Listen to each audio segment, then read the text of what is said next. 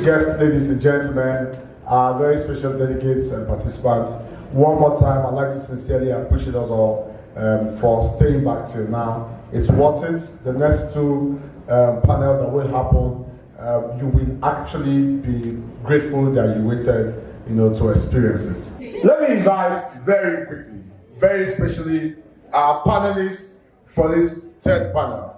I've spoken to Dr. Abiola and he has said we're running in less than 30 minutes, but we'll still achieve the best we need to achieve. We don't have to remove the substance because we're trying to put on time. I'm sure Dr. Abiola knows that already. Let me invite very specially to join the panel Program Director, Federal Ministry of Health, Dr. Benga Ijaudola, Ogadola. I call him Dr. Dola. I'm sure he likes that. We settled about that already. Dr. Dola Benga, please can we clap for him.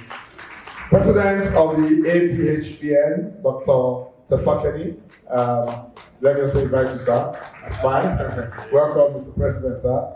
Let me also invite very respectfully, Dr. Fumi Adela is on this panel, our CEO, Mobile Health International. Let me also invite Program Officer, Village Reach, Dr. Obako. We also invite you, sir, to join this panel. Pharmacist Michael Awobale is also here, and he will join the panel. Pharmacist is the Regional Manager North of MedPlus Pharmacy. And let me at this point pause to say that MedPlus Pharmacy is also another amazing partner. You will see telemedicine around their outlets too. For that's MedPlus. So can we have our MedPlus rep to also please join the panel? Please can we put our hands together for our ES? She will join the panel. I'm wondering why I'm not clapping for ES. I'm just wondering why you're not clapping for her. Let me now respectfully invite our moderator for this panel. This panel will be on service delivery, access and adoption, basically, and our team is on driving public trust and uptake of telemedicine through integration, inclusion, and innovation. Let me respectfully invite to moderate this Head Project Management Office of the NCDC. I'd like to invite Dr. Abiola Oshoyi. Please can we put our hands together for our moderator. Distinguished ladies and gentlemen, I will try to do two things simultaneously. One, moderate the panel. Second, just give you a little brief with respect to fostering health security in Nigeria, the role of e-health and telemedicine. It's almost like a position of the NCDC with respect to e-health and in this particular context, telemedicine. Over lunch, one of the interesting things that was happening is we were talking about the private sector and the fact that it's not as if we don't have policy in country. The idea is many times when we develop these policies actually don't get translated into action. Many policies become obsolete.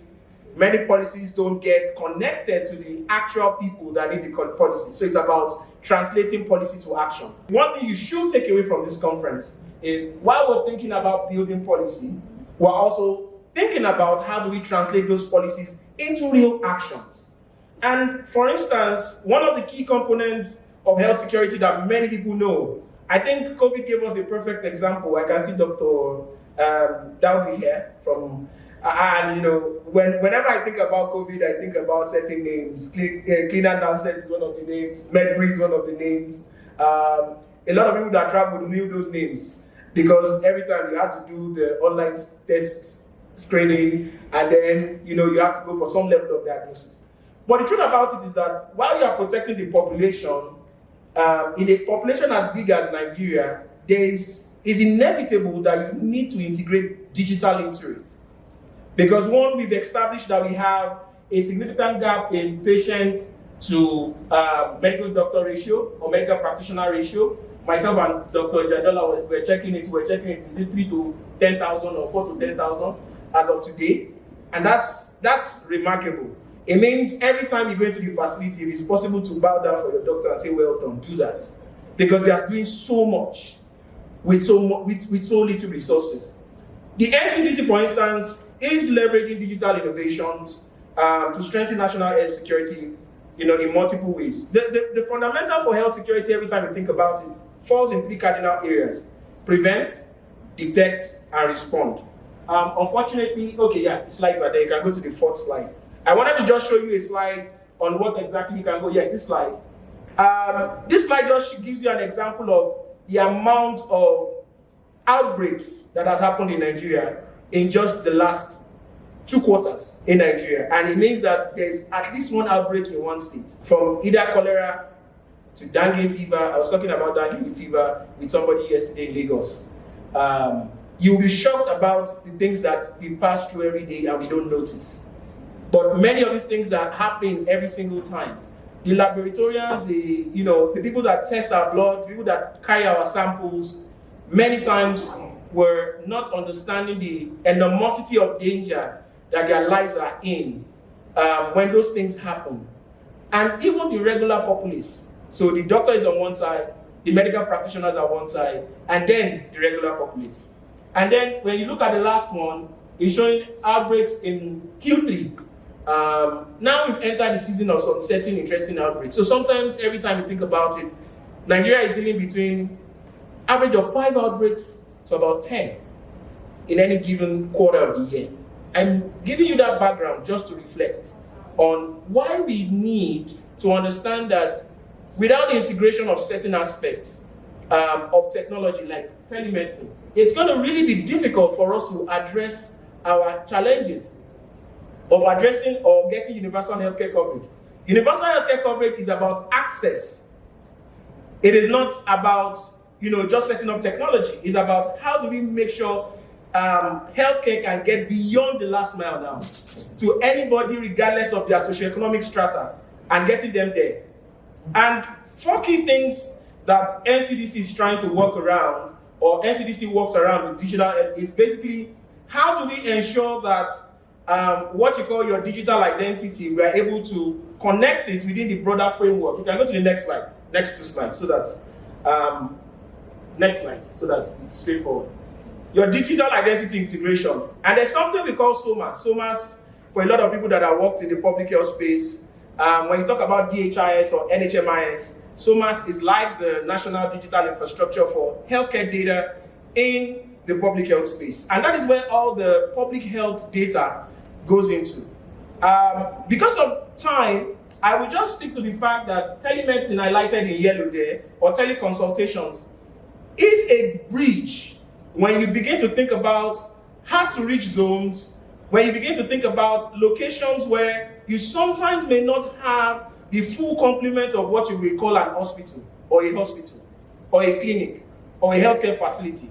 How then are you able to capture the data that can be routine data that can potentially flag an index case for any suspected disease that we know out of the reportable diseases? And then, of course, because it is telemedicine, telemedicine gives us that platform to be able to begin to build capacity. And every time we talk about telemedicine, please don't think of your fancy digital boards. It could be 2G. It could be an SMS. That is still telemedicine. It could be WhatsApp. Right? That is still telemedicine. So anytime we're thinking about telemedicine, let's understand the context where we're dealing with.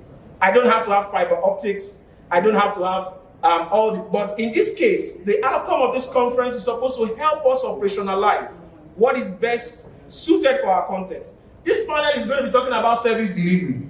I will be sharing from the experience of a lot of practitioners, professionals, and I guess juggernauts when it comes into healthcare delivery, and we want to hear from them.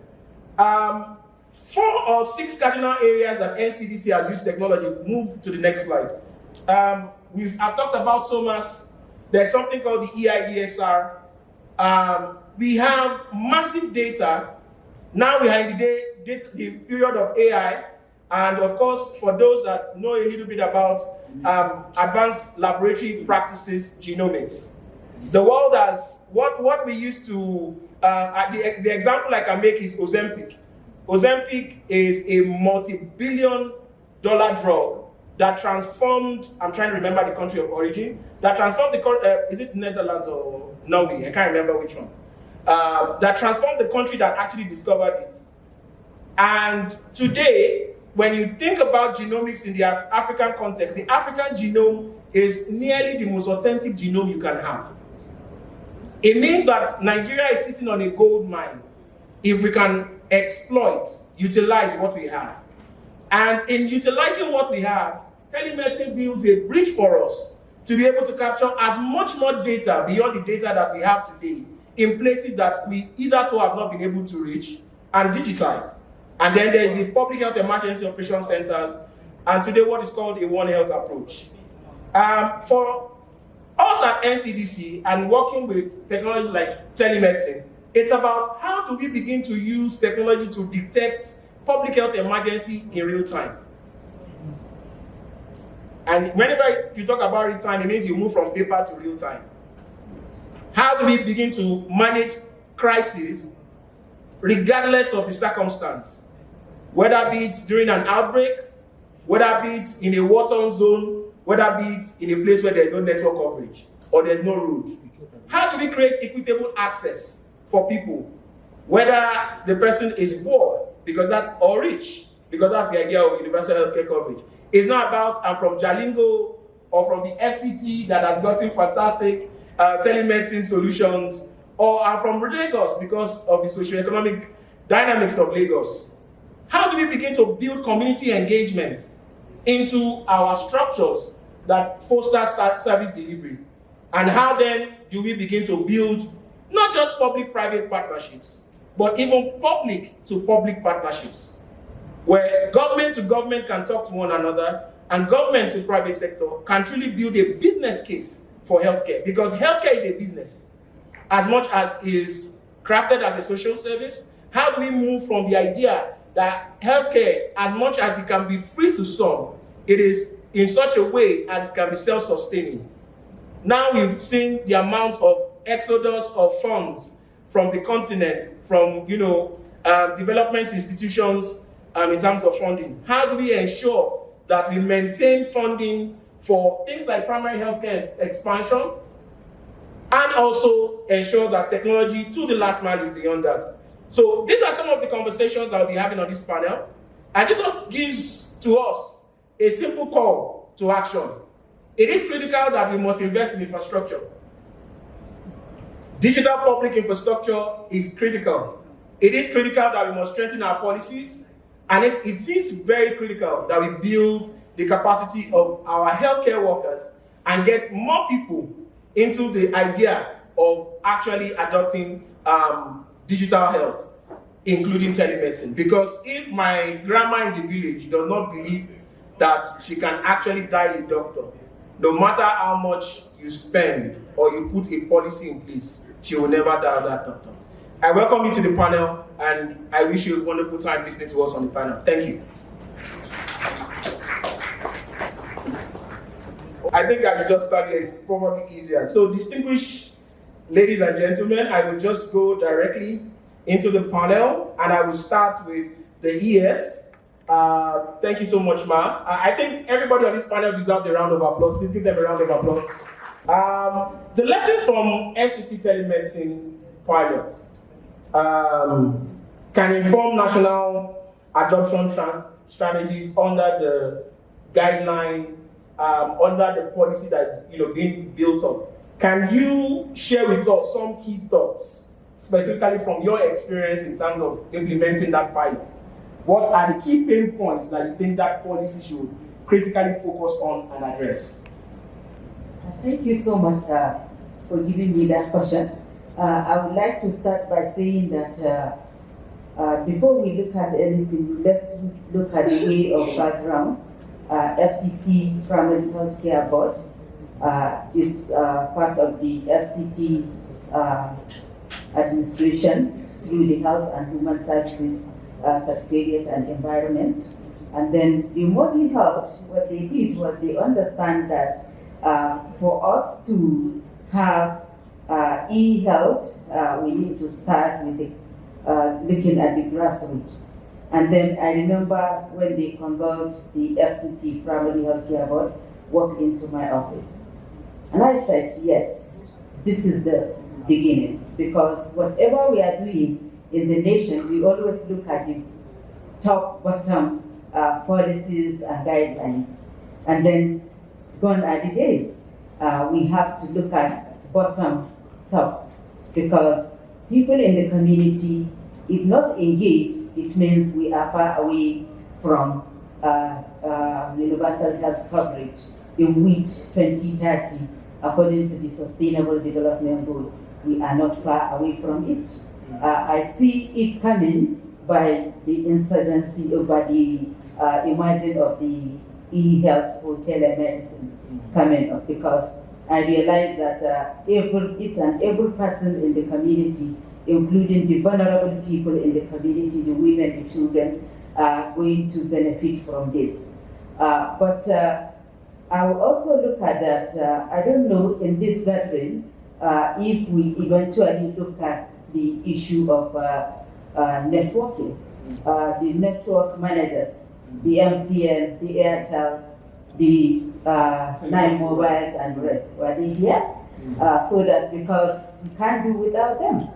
Because if you look at the very rural communities that we have, where we have, including FCT, we have far to reach and have to reach communities where in some areas of where we go into the community in FCT, in some places, they have to climb a hill or to climb a tree to get a network to communicate, then come down.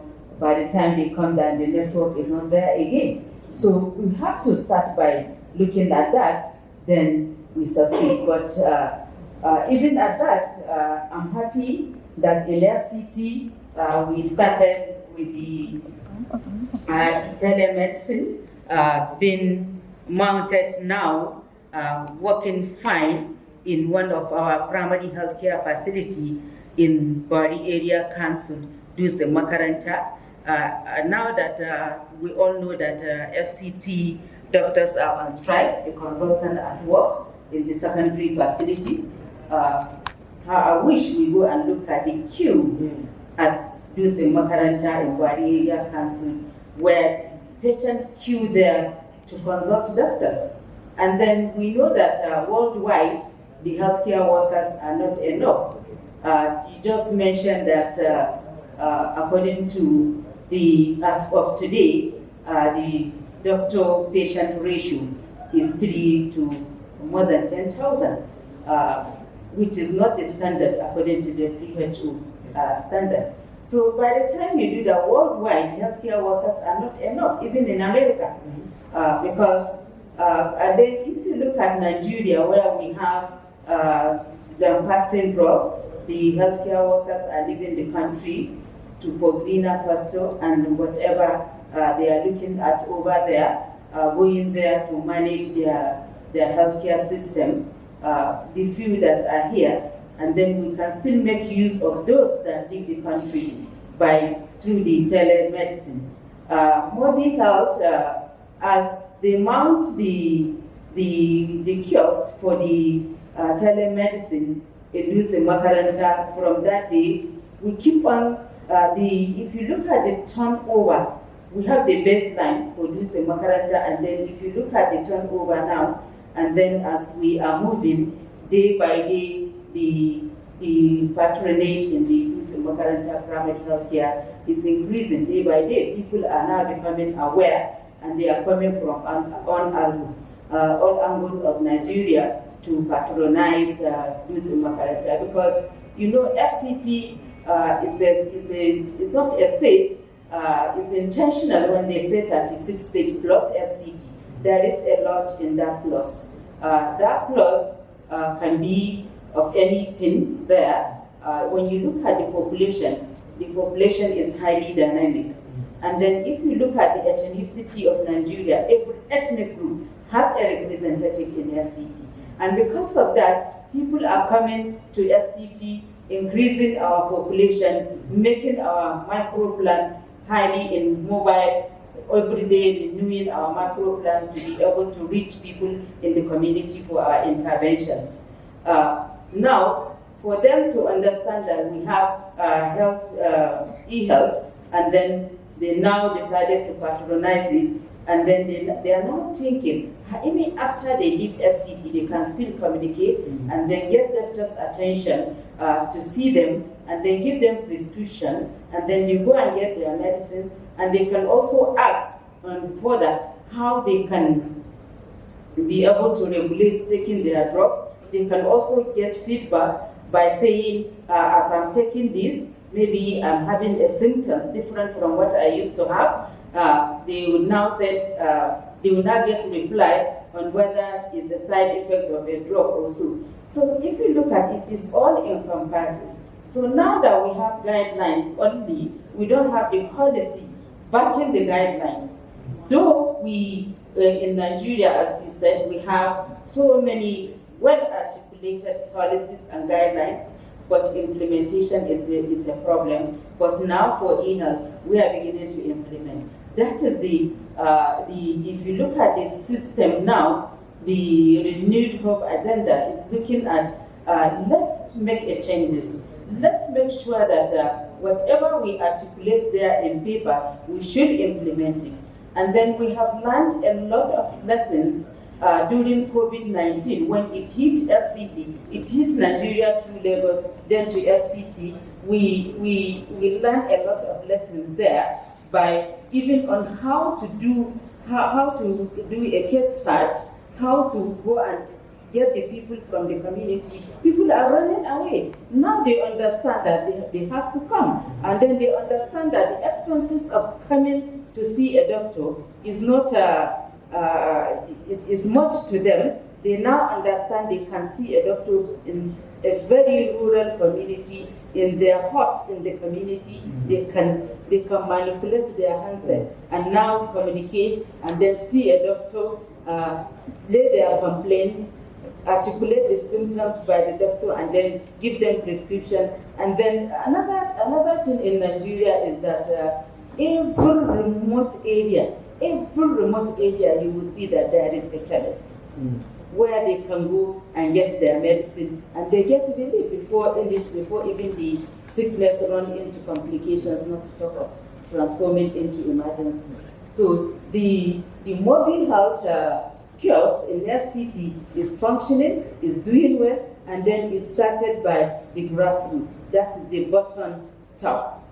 Before we now begin to implement it, we started from the rural communities. Let them understand. So the way I'm seeing this is that the benefit of e-health in Nigeria and in FCT at large, in FCT, is that the people in the community are the most beneficial to this. And then again, these same people in the community, without engaging them, without giving them the health care to their doorstep, we are far away from universal health coverage. So by this, I know that yes, Nigeria, we have started. Nigeria, we have all the way to meet up our need in terms of health care, and then in terms of universal health coverage. We are going to get it, and then we are going to sustain it by this. But without e-health, sustainability for healthcare provision in FCT, in Nigeria, as well as to the grassroots, then is far away. Thank you very much. A round of applause for you. That was quite good. I will quickly just move on to Dr. Dollar, as the moderator we calling you, the program director for NDHI. And you sit, an intersection where policy is actually created. And, just taking from what the ES has rightly said, we are now saying we have practice. How do we then shape, telemedicine into a national policy or integrate it with existing digital platforms with the policy that then allows for commercial viability? Because that's really where the conversation is. At the previous panels, I've talked about how do we make telemedicine commercially viable, that is investable, that is bankable? How, from your end, from where you sit, from the national policy maker level and from the NDHI, how then do we ensure that telemedicine is ingrained into the national policy, and then we can then begin to see value flow from there? Thank you. Thank you very much, Abiola. Just to say that it's always very difficult to speak after long. You have been scientifically proven. All right, please. First of all, let me correct that. Telemedicine is part of digital. So it's one of the key services. One of that particular products that you see when you put a lot of investment into digital. So that's exactly. Number two is just to say that based on our health sector renewal investment initiative, we have seen digital health as a positive enabler. Now, it is not going to replace our need to improve our healthcare system. It's going to enhance it, make it more cost effective, so that people who have to have form of accessibility are going to reach everyone in Nigeria. So I just want to place that out because it's important that we are not replacing our need to improve our healthcare system. We are just trying to use the digital tool as an opportunity to improve on it and make it more effective. So it's also important for us to note that when we look at, and that's exactly where the current administration is going. We are trying to improve the healthcare system, looking at the pillars of health systems in Nigeria, trying to see how we can improve it and make it more so that people will have confidence in seeking health in Nigeria. So with that, we look at the pillars of digital health in Nigeria. So I'm going to use that one as those pillars as a way of improving, let you know what the current government is doing, especially the Nigeria Digital Health Initiative. Number one, we'll talk about this in the morning. They need leadership. One thing about any form of initiative is that we have people, we have processes, we also have technology. But most of the time, what is missing is somebody taking the bull by the horn to lead the process. And that's exactly what the current administration started like 2 or 3 years ago by forming what we call the Digital Health Initiative and also coming up with a kind of implementation committee. The implementation committee is supposed to be a ripple effect. They are not supposed to do it alone. Nigeria is big. One of those evidence of that is this conversation that we are having today. And I've heard people saying that we talk too much. But I just want to say this. We need to talk first because of our diversity. When we talk, we agree. When we agree, then we move forward. Yes. Okay, so with that, we are talking because we know exactly the direction where we are going to. And I can see some uniformity in thinking now in that particular direction. When we look at that leadership is right there now. Realizing the need for digital health to improve healthcare services. We talk about policy document. Just want to let you know that we have a digital health policy document, which we are trying to see how we can now improve on it based on the current situations and the direction that we are going to. We also have the digital health strategy that describes the step-by-step that we need to take in terms of what we need to do. So it's important for us to know that those documents are there, in addition to other documents that we have in country. And the National Council on Health, which has been the highest body of providing direction, has always have a lot of memos being presented by different states on telemedicine. So yes, it's true that we have those policy documents, that we have the processing. The problem we have is implementation. But I can say that that's currently changing now, as everyone will agree with me. Number two is the regulation. So again, we have entities set up by law for health and issues about health and related to health. They are responsible for different aspects. They are supposed to be their responsibility. They are elected by law. They are backed by the various policy documents. So what we are trying to do now is to see how we harmonize every one of them together. Those that are directly into health and those that are related to health. Like when you talk about infrastructure in digital health, you can't do that without having to talk to the Ministry of Communication and Digital Economies. That is where the bulk of the effort is. Talk about various agencies that are involved in it. So it's important to note that for regulation, we have those various bodies. So what we are trying to do is to harmonize every one of them so that everybody starts doing what they are expected to do. And we believe by using digital today, they will be able to improve on that. There are 3 quick things that we need to take note of when we talk about how we ensure that we regulate. There are 3 key platforms. Number 1 is the client registry, which is the responsibility because we are looking at the name as a super unique identifier that we can use to be able to have access to each person in Nigeria. And that is the responsibility of NIMS. So we're talking to NIMS. This is part of this conversation to see how we can leverage on what they are doing in terms of that. Number two is the facility registry. You need to know where those services are. Listen, for telemedicine is, we not replace the physical touch. We will just enhance the physical touch. Okay. So what we are trying to do is that whether you are providing services electronically or you are providing services physically, one key thing that we need to know is that we must know exactly where the services are coming. So what we're trying to do is that we want to ensure that we have that registry intact, that we know all the facilities, what kind of services are being provided. And currently we are working on that. Very soon before the end of the year, I think the next year we are going to launch the upgraded facility registry. With that facility registry, we'll be able to identify what we call the hub and spoke. Because for the hub and spoke, it's really going to help in terms of the telemedicine. Because you need to know where you are going to get these services from. You need to know the kind of services that you are providing as much as possible.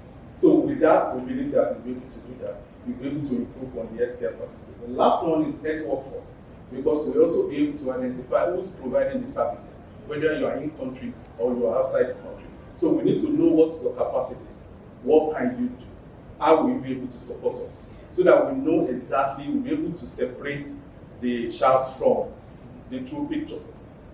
Okay, so with that, we already know. And currently, there's an opportunity for us to pilot this. Basic healthcare fund have identified some primary healthcare in Nigeria to act as a framework for basic healthcare service delivery. And then we already have those two key pillars, pillars that are supposed to be supporting that, the MPACD and the NHI. So with that, we also have what we have identified some secondary level facilities as the symbol. They're expected to provide some advanced medical support, the intervention. So if we want to have an urban scope, we can start piloting with that, so that we look at exactly what we are doing in basic healthcare fund and our services provided. So what we need to do is to see into what the basic services that are under the NHI and see how we can bring in the telemedicine into that. For the infrastructure, for the infrastructure, it's also important, like you said, there are some key areas that we need to do because the infrastructure forms the backbone of anything we are doing. Last year, we had a conversation with all the telecoms in Nigeria to try to see where they come from. And then we've been conversing with NIDA, with NCC, to see where they will be able to come in, because that's important. Early this year, around the middle of this year, we have the first power summit. This also been able to bring the conversation in terms of the power, especially the alternative energy. So it's also important to note that we're also looking at it from that particular perspective. We conducted assessment to know the basis of the status of electronic medical record in all our facilities. 60% of our federal tertiary have one form of EMR. We're looking at the opportunity from Hope Health to see how we can also cascade it down to the states, hospitals and primary health care. So those are all things that we are trying to put together. For stakeholders engagement and capacity building, we've been engaging with everybody. Our door is open. Currently, we are listening to every idea, solution providers that can add value to what we are doing, especially in the area of digital health. For services and solutions, we started looking at the artificial intelligence. How will it be able to help us, especially in the area of data analytics? So those are conversations we're having with different key stakeholders as much as possible. So finally, I think we're on the right path. I think we have all the needs for us to be able to push this forward. I think all we need to do is to ensure that we manage interest and we trust the process and we show responsibility. Thank you very much. That's wonderful. A round of applause for him. If this was done about 5 years ago, you'll be shocked at the limited answers you would have given. If this was done 10 years ago, when the National ICT Health Policy was still active, you would have been shocked at how you would say we are still working on it. It would have been one answer. But today, we have a lot of things that the government has put in place. But one key takeaway here that he has said is their doors are opened. I don't know who heard that. And they are taking every idea. So if you feel that government is not open, he has told us that government is open. A round of applause for him again. I I'll be going to Dr. Tefa. And he spoke about something that struck me, and I wanted to bring it to you. And he kind of laid out a lot of things, especially when he landed around the public health infrastructure, the infrastructure that was supporting it. Of the truth, you know that it is almost impossible for government to support 100% of the infrastructure. He even alluded to the fact that, and ES also alluded to the fact that there's an engagement that is required with the telecom sector. And we bring me to the question of saying, how can telemedicine improve or be one of those levers for private-public partnership? Because he has talked a lot about public-public partnership. Private-public partnerships, particularly when we are beginning to talk about the primary healthcare facilities. She mentioned one very interesting one, the PPMVs. They are the ones that are after the PHCs, right? In our local communities, there's one chemist that we all go to. I mean, if you don't go there, raise up your hand. We all go there. Now, how do we, take that private-public collaboration to, the last mile for service delivery, particularly when it comes to telemedicine? We would like to hear from your experience. Okay, Dr. Teva Kenneth is my name. I'm the President Association of Public Physicians of Nigeria. Again, while we are all seated here, we come from different backgrounds. So already that is happening. We have IT experts, we have doctors, we have nurses, we have administrators. So that's already happening. But one component is missing, the community. When we talk about partnership and sustainability, that partnership must happen at the level of the community. There's a chemist there. That chemist is not owned by government. It's a private owner, right? Now, our communities are also hybrid communities. In this conference, there are physical members here and also online members. Now, if we're looking at it from the level of partnership, we have to start with the community. In fact, if we go back to the definition of primary care, we have a technology now, right? Now, of course, we have the community, and we must do it with participation of the community and their involvement. Is it possible to raise funds at that level? Yes. If all of us decide that today, from our communities, we have PSAs, and we're giving 1% of the rent we are paying in Abuja to that community, we will raise money there. And of course, the village head will be happy that we in diaspora have brought in money, and the community will now own that process. We also forgot the fact that if there is partnership, there must be protection of the devices we put there. So we have forgotten that they could be vandalized. So if you don't involve the community at the beginning of this process, engage them, and then look at them as partners, then you are missing the point. So it's important to understand the elements, and of course, as public physicians, we also look at the component where capacity building is important, because that is what we operate. So you start with the committee, engage the committee, let them own the process, and then you are now galvanizing the partnership. They are the one now owning the process. They are the one now coordinating the partnership.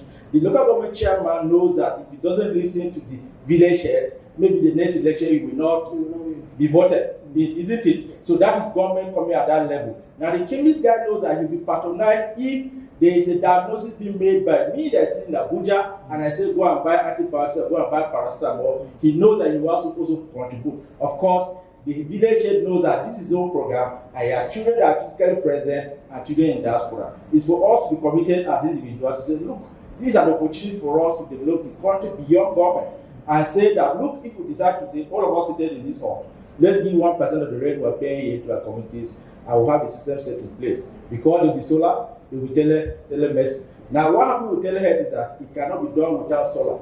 Now, you have solar, you solve 50% of the problem of the hospital. Beyond telemedicine, they can also do PCV and other things that require light in that location. So it's important to understand that it's not just looking at it from a broader perspective. There are macro level thinking that can help us raise resources and sustain the process. Thank you very much. Thank you very much. A round of applause for him. Very, very, very insightful. You know that's a lot of experience. It's talking about something for a long time that when we speak to development partners, you go deploy a solution, and I'm coming to you, Dr. Adewa, now. You go deploy a solution and you go back in 2 days, and the entire facility is empty. It's been looted. They've just taken a walk with it. And let me not go through it because I'm going to come to Dr. Adewa. Just from your experience, and not just from FCT, and I want you to lay bare from your numerous years working around telemedicine, particularly from the private sector. What operational challenges have been faced, deploying telemedicine in Nigeria, particularly in the PAT system? I know secondary facilities are very interesting. I was speaking because there's a conversation around community ownership. We are talking about the last mile. We are talking about where I grew up, where you grew up, where you live, not the beautiful fancy hospitals that we all know. We are talking about the communities that are closest to us. What operational experiences have you had or seen, experienced? Please share with us. Let us learn from you. Thank you very much. So this year will be our 9th year. Actually, in a few days will be 9 years. And but we actually went operational 2020 just before COVID. Prior to that, we were providing services pro bono. And over the last few years, we've been able to learn from the various deployments that we have done from public sector to private sector to NGOs. I think one thing that is common denominator to all are the challenges of infrastructure, power supply, connectivity issues, and also digital literacy. But I'd like to say these are common things that we all know, right? So we have been able to circumvent all these challenges, these main 3 challenges, by providing telehealth solutions with solar power, with inverter, and also with trained operators. So the patient doesn't have to have digital tools or digital skill. Somebody can just walk into the clinic, doesn't have to speak English, they can connect to a doctor who speaks local languages. But there are some other areas that we need to look at. Where the doctor, because there are 2 sides, there's the supply side, there's the demand side. I'm talking on the demand side now. Now, when you look at the supply side, the doctor is far away somewhere. Maybe in Kaduna, maybe in Kogi. I don't have control over the doctor's data. He's probably using MTN or Glo or whatever. So whilst I'm providing satellites in the clinic where the patient is to try and bridge that gap, the doctor is, I can't see you, I can't hear you, so those are the challenges that we have. And one thing that we did was to ensure that our platform is zero rated, meaning that the doctor and patient do not need to pay for data when they are providing these services. So we sponsor the data from back end. Somebody has to sponsor that data. And that's what we do, because we don't want a situation where a patient is having consultation and they run out of data and say, doctor, call me back. So those are kind of practical challenges that we face, and we just tackle that head on. And one of the ways that the NTG can actually help is to ensure that, and Madam Ikiru, I hope you listen, is to ensure that in the NTG that we take care of connectivity, right, in a way that it doesn't transfer that burden to the doctor or to the patient. And I'm glad that I know that the Minister for Communication, Dr. Bosutijani, has been doing quite a lot of work in trying to ensure digital connectivity at grassroots level. So that's very commendable. We want that to be the norm, and that has to be integrated into the NTG so that this can help telemedicine to scale. But there are other aspects of, I said to people that the easiest thing to do with digital health is actually the software. It's the easiest thing to implement. So when in the past I heard stories about, we want EMR to be in place before we do anything in telemedicine, right? And I don't know what EMR is right now today. As you can tell, there's quite a lot of complexities around implementing EMR. That's what we want to get to. But telemedicine doesn't need to wait until EMR is in place. Yes. Because telemedicine can save lives right now. As you're sitting here, you can take your phone to your village and just say, doctor, please speak to my mobile to any of the telehealth platform and say, okay, please connect and speak to a doctor. You're saving lives. So why would I have to wait for an intraoperable EMR to be in place before I start telemedicine? As long as the telemedicine portal, which we are asking again through this NTG, that we have a framework, we have the API specification that each of the platforms need to have, so that there's a handshake between the telemedicine platform and the EMR when it comes to being, then that's what we need. But we shouldn't delay the implementation of telemedicine because we're waiting for EMR. So when I say the human factor, and I like what you said, Dr. Dola, and the previous speaker, regarding grassroots mobilization. It was here actually. Grassroots mobilization, community mobilization. I think I was one of the awardees for the UNDP Timbuktu program. And one of the things that he taught us was actually understanding customer pain. You know, we innovators were crazy. You go with, oh, fancy stuff, I have this application that can really solve all your problems and everything. But there was a different perspective to it now, that when you go out, I want to listen to you. What exactly is your pain point? How do you currently see doctors? How would you like to see doctors? Okay, in what way do you think this kind of solution can really help you? Not that you're trying to force your solution down to the neck or down the throat, but you're saying that I want to understand the customer pain, and from the customer pain, I'm able to build a solution that speaks to your pain. And so those are some of the learning points that we had taken. And again, you will be surprised that in some of the places where we have implemented, I'm not going to mention names because the former commissioner for health is here, but you will be surprised that when we went into implement at some of the CHCs, where they didn't have doctors, there are so many human, they say in Nigeria there's market forces, and then there are evil forces. Being an entrepreneur in this kind, oh no. So they will come and tell you that you want to do telemedicine, Telemundo. I'm going to present later in here, very funny. We didn't believe it was going to work, Telemundo. But again, after a lot of engagement, community engagement, and building trust, they were able to adapt, and they started to ask, please don't stop. But prior to that, we had places where we went and they would tell us that 30,000 naira that you're giving to your telemedicine operator on site for OPEX, just to run the place, if we don't give it to us, to run the place out, to run it as we want, we will not send any referral to your telemedicine. What do you do about that?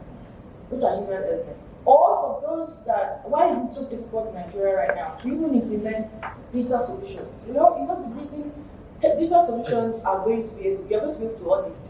There's audit trail, right? If somebody prescribed wrong medication, you can go into a file and take it off. It's not me that said that. But in digital, there's a trail. Or the way they've been doing things before, like procurement of drugs and everything. Now you're saying you're bringing e-prescription, inventory management, and then you start saying it's not working. It's not working, it's not working. This thing is not working. And it's so hard to use. There are some undertones to that. So those are the human factors that we need to really dismantle. People just being selfish, not understanding that if we can solve this problem for all, you never know who is going to be caught. Maybe it's your family, maybe it's mine, whoever. That if we don't fight these things it's going to be very difficult for us. I never know whether you will be at the receiving end. So those are some of the challenges we face. And again, another factor, human factor again, is the fact that you probably piloted, you implemented a lot of people. Then there's a change in administration, or change of administration. The solution is out of the window. Because the other person, there's this culture that just believes that, the person before me cannot outdo me. Do you understand? It's terrible, it's demonic, because the country is backward because of that. So you implement a solution, everybody loves it, and then the next thing, somebody comes in and is saying, just pack it up. They're not thinking of how much has been invested in it. If it's your money, would you like it to just stay there and not work? It's because it's government, right? So those are some of the human elements that we had to fight. So what thing we learned was, if there's resistance, we got to the part of the least resistance, right? But we cannot scale down with. That's why we need the regulation, we need the policy that will help us to provide. Okay, a round of applause for that. You could hear the pain, the passion, and the potential plenty in all of those in one good bit. One thing I'm taking away from this is trust. How do you engender trust with government, in government, alongside government? In fact, this is deserving of a masterclass. Myself and Dr. Morris said we will do private sector masterclass very soon. And we will bring my big Oga, Remy Adeshewo, into that conversation. There's a lot of unbundling that is required of the private sector. How do you truly engage with government and get their trust and pass administrations? And I'm coming to Dr. Dotto. Your experience in Village Reach, your expertise around deploying digital health, How do you build, and he spoke about community, she's spoken about the kind of models she's used, and he has also mentioned how the key component of saying work with the grassroots. What kind of community engagement models, will be able to engender that trust? Because there is also a problem of the health seeking behavior of Nigerians first, and the fact that we have a very lean trust for government, and we have a very lean trust for healthcare people, because we feel they just collect our money and not deliver service to us. How do we then, move away from that to a scenario where even with telemedicine, people are able to trust service delivery and adopt that? But I would also want to wrap the question with it because of time. How do we then build sustainability models that are, essentially built around the correct partnerships? Government, private sector, development partners in the right ecosystem. Because what has been happening over the years is government is doing something independent of the private sector. The private sector is doing a pilot that the government is not knowing about, or a development partner has gone to a community and done something. How do we then work together collaboratively? Maybe leveraging the policy. Maybe, what models can we use to build a sustainable implementation plan? Because it's not about the policy anymore, it's about implementation like we established. How do we then build a sustainable implementation roadmap for telemedicine adoption in a community-based style model? All right, thank you so much, and good afternoon, good evening, everyone. The first question around community engagement and what models have been tested. What we've learned from our recent project, which the Colony also spoke about earlier, was you need to meet people where they are, right? So if you want to get communities to listen to you, then amongst those community people, members, they have leaders, representatives, right? You need to speak to them using a familiar voice. So one of the things we tried was to have community influencers. Now, we had market peers that we set up, but we had market representatives that we spoke to, and they then spoke to their colleagues, right? So there's that trust element between the market women leader and those she presides over, right? So it's easier to go that way than an external body speaking to the market people directly. So you need to meet them where they are, look at people they already listen to, and use them to sort of pass your message on. So, because they need to understand it, and that buying has to happen first. So we deployed that, and it did work, got some results. What we also did was we had community representatives or people, resource persons who directly spoke to people to sort of take up the services. Again, it's community level. You have to go right there, use people they know already, right? So those two things we tried really worked well. We tested idea, right? And the feedback was people, of course, the first one you call, it's an automated voice you're hearing. And people felt insulted. People thought that, how would I call and be listening to machines speak to me? So that did not give us some good results. There's a Facebook. We realized that with Facebook, there was no wide reach. People watched the videos, people saw what we were saying, but there was no conversion. So essentially, if you are going to do anything at that level, you need to speak to people with the voices they already know and leverage that structure to get to them. First question. Now, the second question on partnerships and between governments, NGOs at that level, and how to ensure there's that sustainability. Three things come to mind. The first thing is roles of each party, right? We need to clearly define who is doing what. Because if that's not clearly understood, we will run into trouble. Now, there are communities where you have NGOs that you already know, right, and you listen to. So rather than the FMOH, for example, come and say we want to do something strange, or for example, what you've not seen before, leverage that NGO that they already know in that community. It gives a good room for that entry point. So first is role. Second is funding. Now, we're in a very dicey space with the funding landscape in this sector, I mean generally, right? And what happens many times is you get resources, you start something, once the money stops, it ends. But we need to then rethink that partnership, right? How can we work with NGOs, governments, community representatives or members such that there's that ownership from the outset?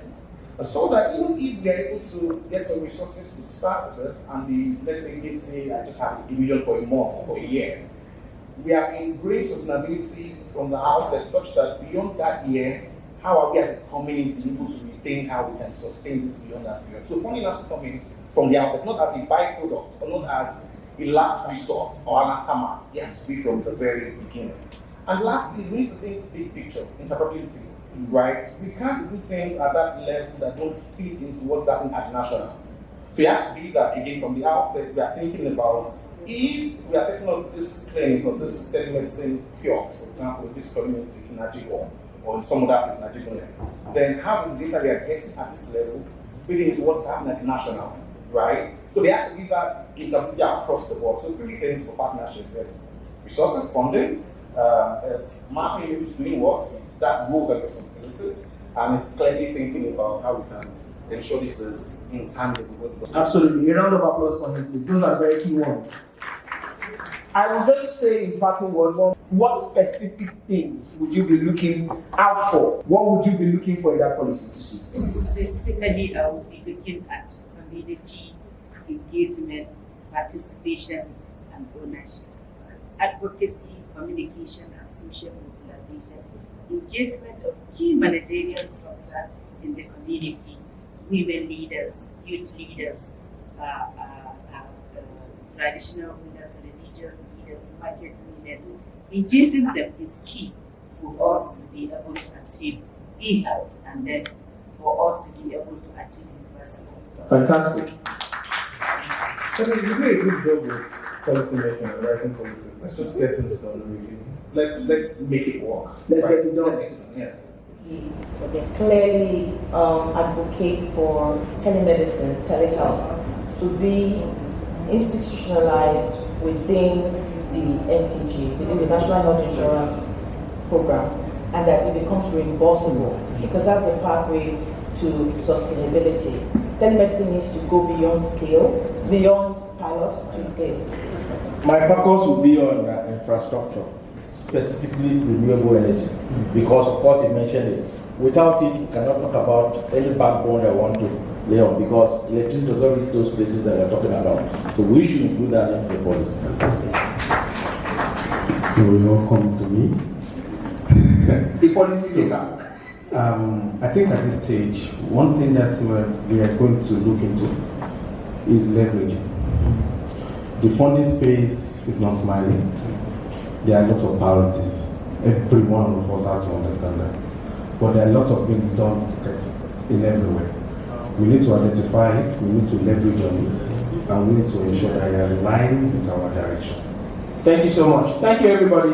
This has been quite interesting. What I will be looking forward to is a great policy document that facilitates financial incentives that really attracts private sector capital to catalyze that development of not just telemedicine, but the healthcare sector in Nigeria. Thank you very much. Our next presentation will be taken from a multi-award winning British Nigerian physician, founder and CEO of Mobile Health International, a pioneer telemedicine and digital health company transforming access to care across Africa. With over 15 years experience in the UK, NHS, and pharmaceutical energy and oil and gas sector, she holds a master's in bioscience enterprise from the University of Cambridge. Under her leadership, Mobile Health has received funding from Access Bank, the Gates Foundation, the UN, and the USTDA to scale the telehealth across multiple African nations. Distinguished guests, ladies and gentlemen, I'll be taking a very quick presentation from the founder and CEO of Mobile Health International. At this point, if you don't clap for her, electric iron will burn your clothes. Dr. Fumi Adewara. Can we give a round of applause for her, please? Thank you very much. Ladies and gentlemen, it gives me great pleasure and honor to be convening this very important landmark event. And I just want to seize this opportunity to thank the Federal Ministry of Health for all the support. We've put this conference together under 10 days.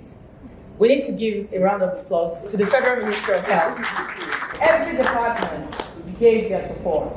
From the Department of Hospital Services to Research and Statistics. Many of them I didn't know before this event, you know. But we got right from the beginning. I mean, Digital Health Program Director, Dr. Ijaudola, has been very, very, very supportive. And when I came to the Federal Ministry of Health and said, well, we've been talking about this thing for so long. I mean, it's been my lifelong dream to see telemedicine gain national adoption and recognition because of the impact that it can make.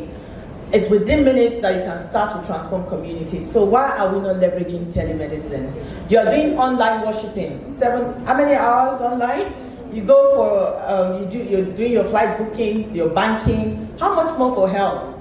So I thought, well, what do we need to do to push this? And I kept advocating. I remember at the ABC Health Summit, you know, I was part of the panelists, and this was my cry. Let's get telemedicine beyond scale. As Mobi Health, we have been able to demonstrate many pilots, working with the Gates Foundation, as you listen later on, you see through the slides, working with NGOs, working with private sector.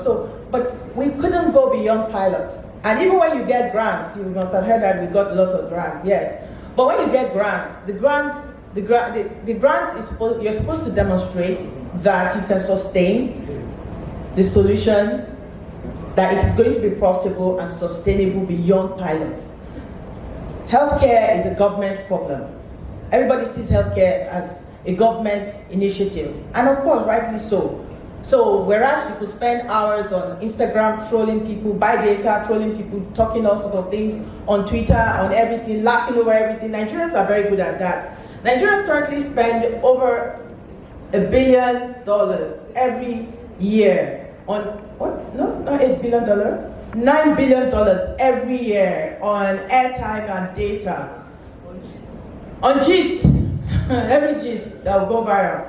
But how many of us have health insurance? Okay, let me even leave the public. How many of you here have health insurance? Fantastic, that's a good number, about 50%. About 50% of us. And you'll be shocked that even doctors don't have health insurance. Doctors don't have health insurance. You know, so that is the problem we have. We don't prioritize health. Dr. Salamatu was talking the other time about how Nigerians say, God forbid, are you thinking I'm going to be sick? That's foolishness. Because even the rich Nigerian, a middle class Nigerian, is only one major disease away from poverty. Is one major disease away from poverty.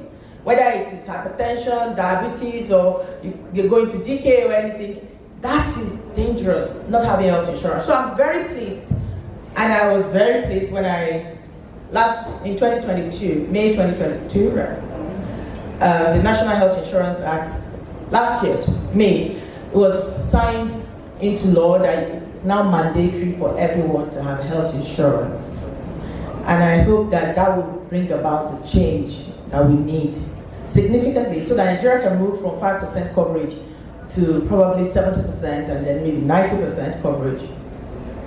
Hopefully with the financing, we can address many of the problems that we have from infrastructure deficits, from poor pay for doctors and healthcare professionals, and probably help us to build the infrastructure that we need and retain our workforces here or attract more workforces that are coming back home. But it's a long way to that. The beauty of it is that telemedicine can solve more than 60% of medical problems. It's been established.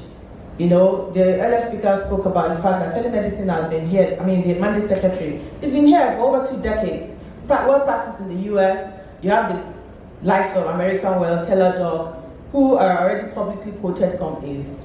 Even in Nigeria, the National Space Agency tried telemedicine many, many years ago, but it didn't scale.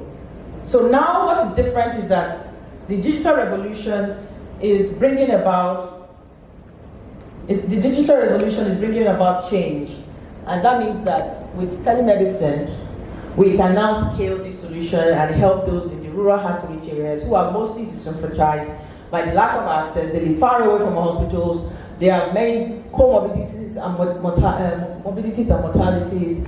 Many of the villages have never seen doctors, and many of the primary health centers do not have doctors, even in Abuja here.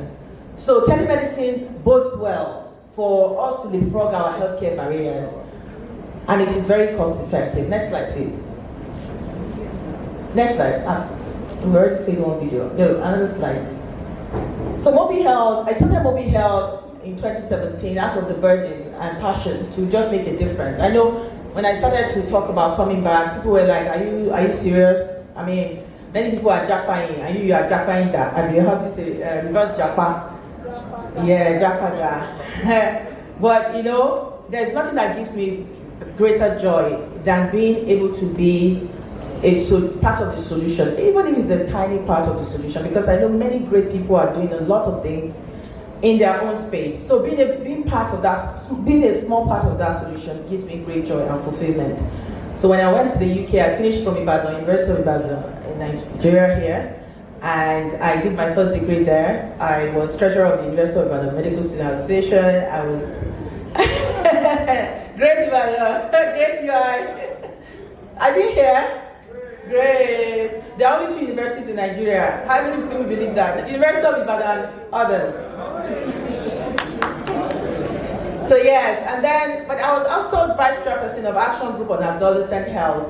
And we used to take healthcare advocacies to Igbora, to the rural areas. You know, you see people with high blood pressure, systolic blood pressure of 200, walking corpses, they just drop dead one day, not aware. Or decay, you can smell from the smell that they have decay. They have a diabetes, uncontrolled. So I was there, then I came to Abuja and I did my youth service, housemanship youth service in National Hospital and National Assembly.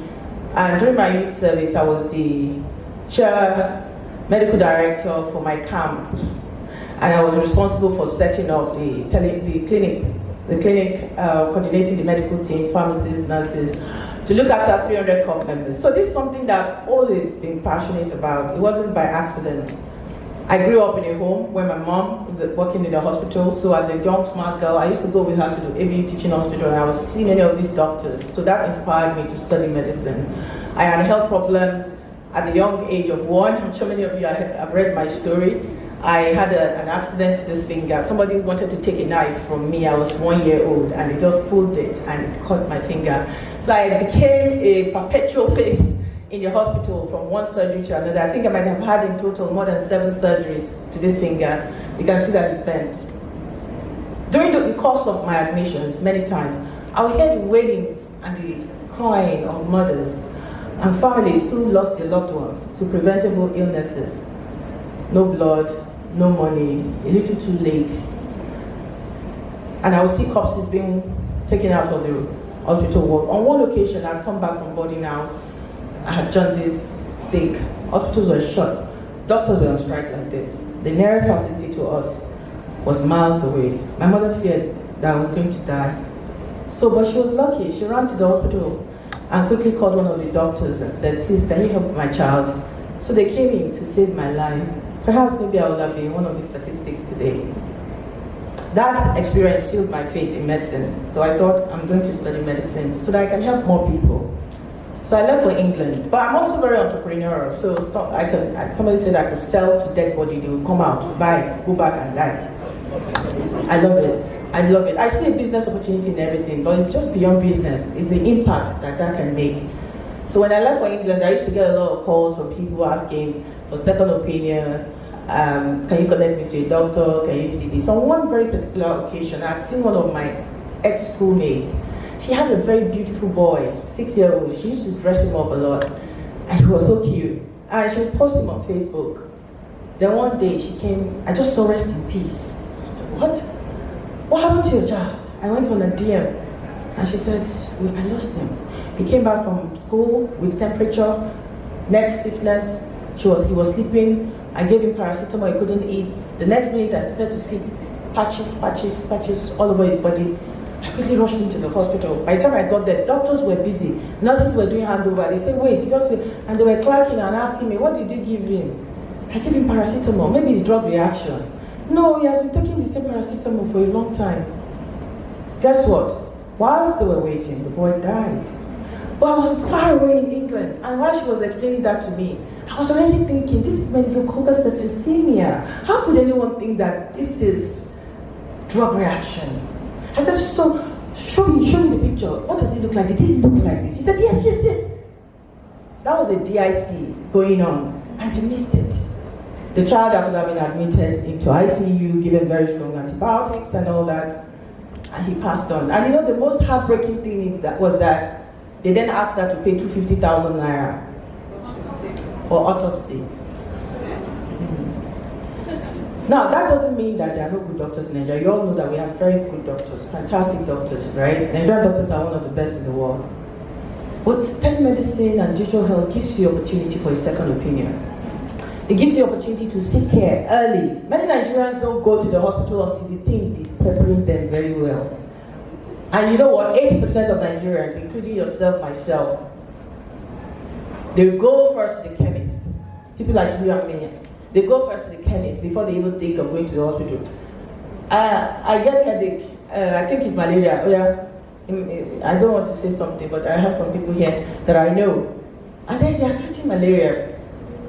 Or they say, oh, that cough, I think is antibiotic. Give me antibiotics. So there's antibiotics misuse, overuse, then it leads to antibiotic resistance. That cough could have been pneumonia. It could have been TB. It could have been heart failure, but they present too late. So recently, MedPlus, next slide please. Next slide. Just keep going with that. We all know this, so next slide. Okay, hold on there. Anyway, so we decided that we were going to do things differently. I mean, the previous panelists have spoken about how community pharmacies can serve as our first point of call for deployment of digital health tools. So we partnered with MedPlus to do that, and now Mobi Health is in 150 stores across Nigeria. I thought I would get a clap for that. Thank you. Sorry, I know that's a distraction, but that is true. That's the true state of some of our primary health facilities. We have something that we're going to publish very soon, but you will cry when you see some of the primary health centers. They are just inhabitable, they are inhuman. To expect that anybody will go there for treatment is the reason why you find that 80% of patients go to the secondary and tertiary centers for cases that could have been treated at the primary care level, because there's lack of trust in the primary health centers. I cannot go and treat my goats here, right? That's the leaky roof. Yeah, play the video. That's the leaky roof within a primary health center. And then you see that, you see the other one. Next slide. Yeah. The current crisis situation where we're having a lot of doctors leaving the country bodes well for the adoption of telemedicine. It's even more imperative that we cannot leave the fate of 1.3 billion people in Africa or over 250 million people in Nigeria in the hands of less than 20,000 doctors or thereabout. Doctors continue to leave and nurses in droves. There are what we call push factors and pull factors, right? Push factors are things that are in Nigeria that are pushing you away. Pull factors are the things in the UK, US that are pulling you. Good salary, good condition, right? Push factors, insecurity, poor remuneration, and the rest of it. It will take us decades, as when we have all our heads in the right places. It will take us decades to get to the number of patient-doctor ratio that is prescribed by the WHO, which is 1 to 600.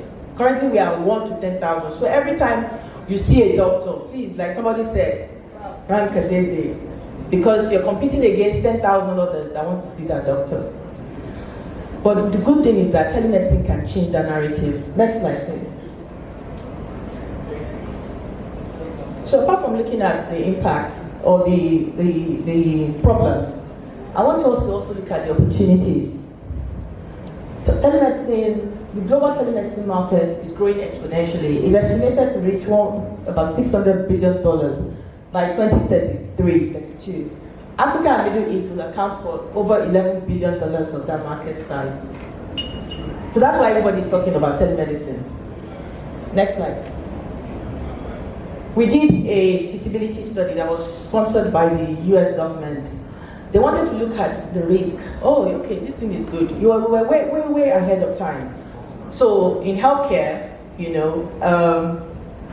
healthcare, the other panelist was talking about healthcare needs to be at par with oil and gas. No, sir, we can't. We can't compete with oil and gas. Healthcare needs patient capital. So if you want to make quick money, it's not healthcare. It's a social impact sector.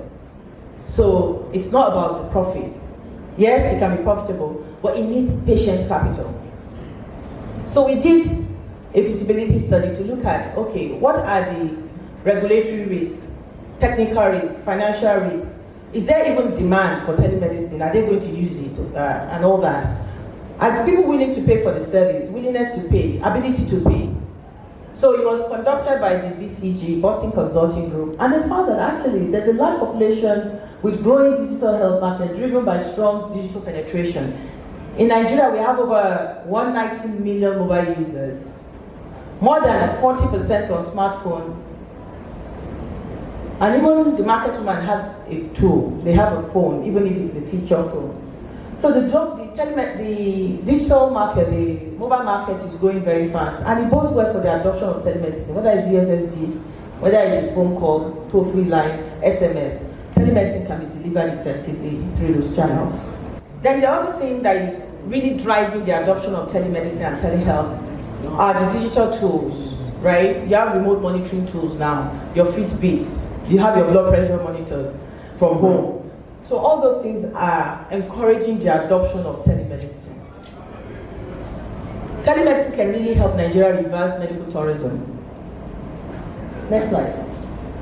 The average waiting time in the UK to see a doctor, you won't believe it, that's a paradox, is about 6 weeks, 8 weeks. Canada, 8 weeks to 8 months, depending.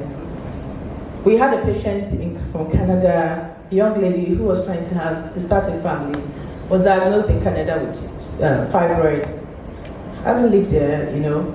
She lived mostly in Canada. And then she came on our platform and said, I want to see a doctor because I went to the hospital and they told me that it would take 8 months for me to get an appointment for review. And I want to start my family. So she came on our portal and, you know, African doctors, Nigerian doctors are more culturally sensitive to our problems. You know, so she came on the portal, paid dollars, and saw a doctor here in Nigeria. We are seeing quite a lot of patients because before COVID pandemic, you could like get appointment quicker to see a doctor. Now, I mean, during the COVID pandemic, the UK government moved 2/3 of consultations online. You can't just pick up and say you want to see a doctor. You have to wait, or you go online, and then before that happens. So that is a really good opportunity for Nigeria. Because it's probably in Nigeria alone that you want to see doctor now and you have your money, you will see doctor, right? You can actually walk into the hospital and you see a doctor. So that bodes well for our Nigerian doctors to be able to earn foreign currency as well in reverse medical tourism. Next slide, please. So the long waiting time in the UK and Canada I've spoken about, the Nigerian-based doctors understand Africa and tropical diseases better. It enables international patients to access affordable, culturally competent care and positions Nigeria as a global telehealth destination. Next slide, please. I want to go quickly through the slide so I don't take too much time. If you go to this next slide, delivery channel. So we started mobile health. We understood the market. We had to learn from the market.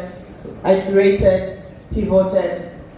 So our platform enables doctors and patients to connect remotely from their mobile devices, computers, or from their comfort of their telemedicine clinics.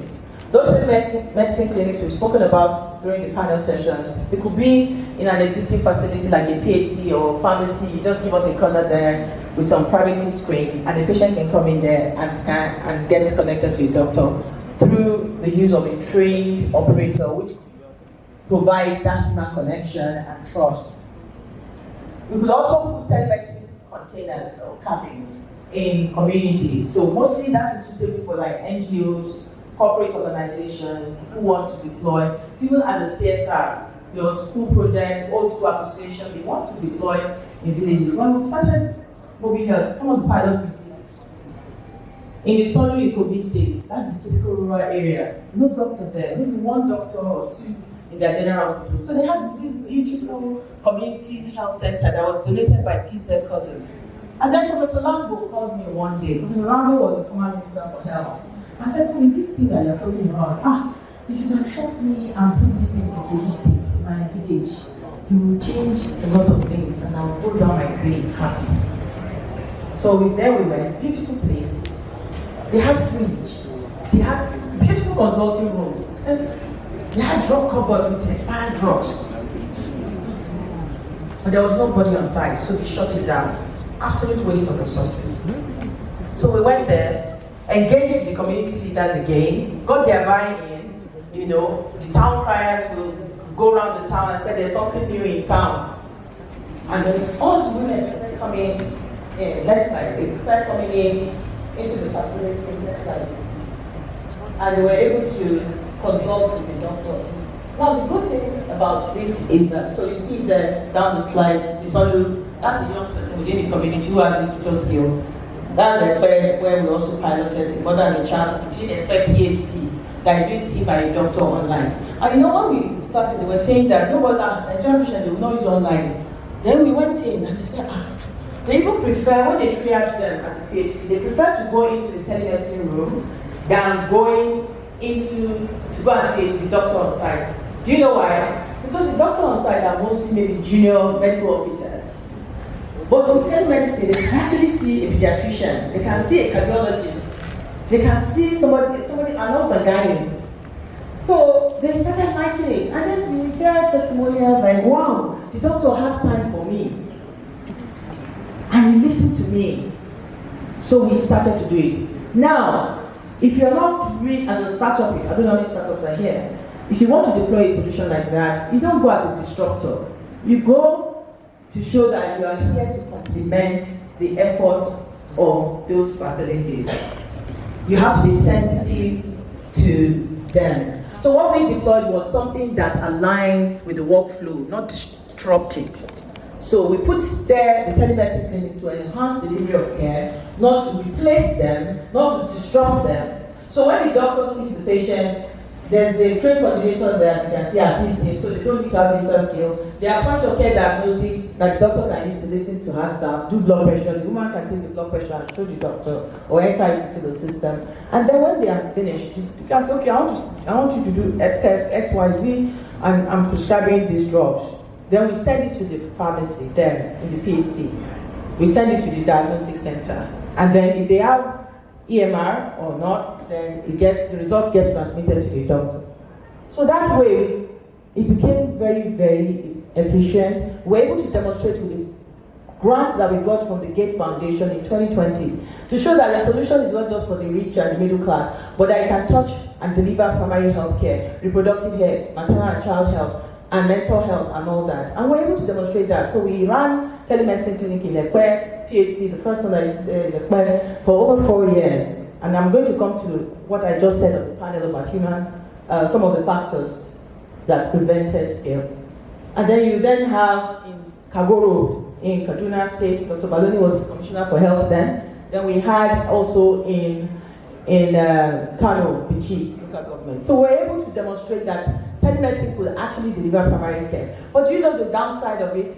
We were way ahead of time. Now we're having this discussion and all that, and there's a lot of discussion around digital health. But they didn't have policy. They didn't know how to pay for it, right? So we couldn't go beyond pilot. And the Gates Foundation said, okay, this grant, before you get this grant, what is your plan to sustainability and scalability? And we said, oh, implement it into national health insurance or state health insurance. Where?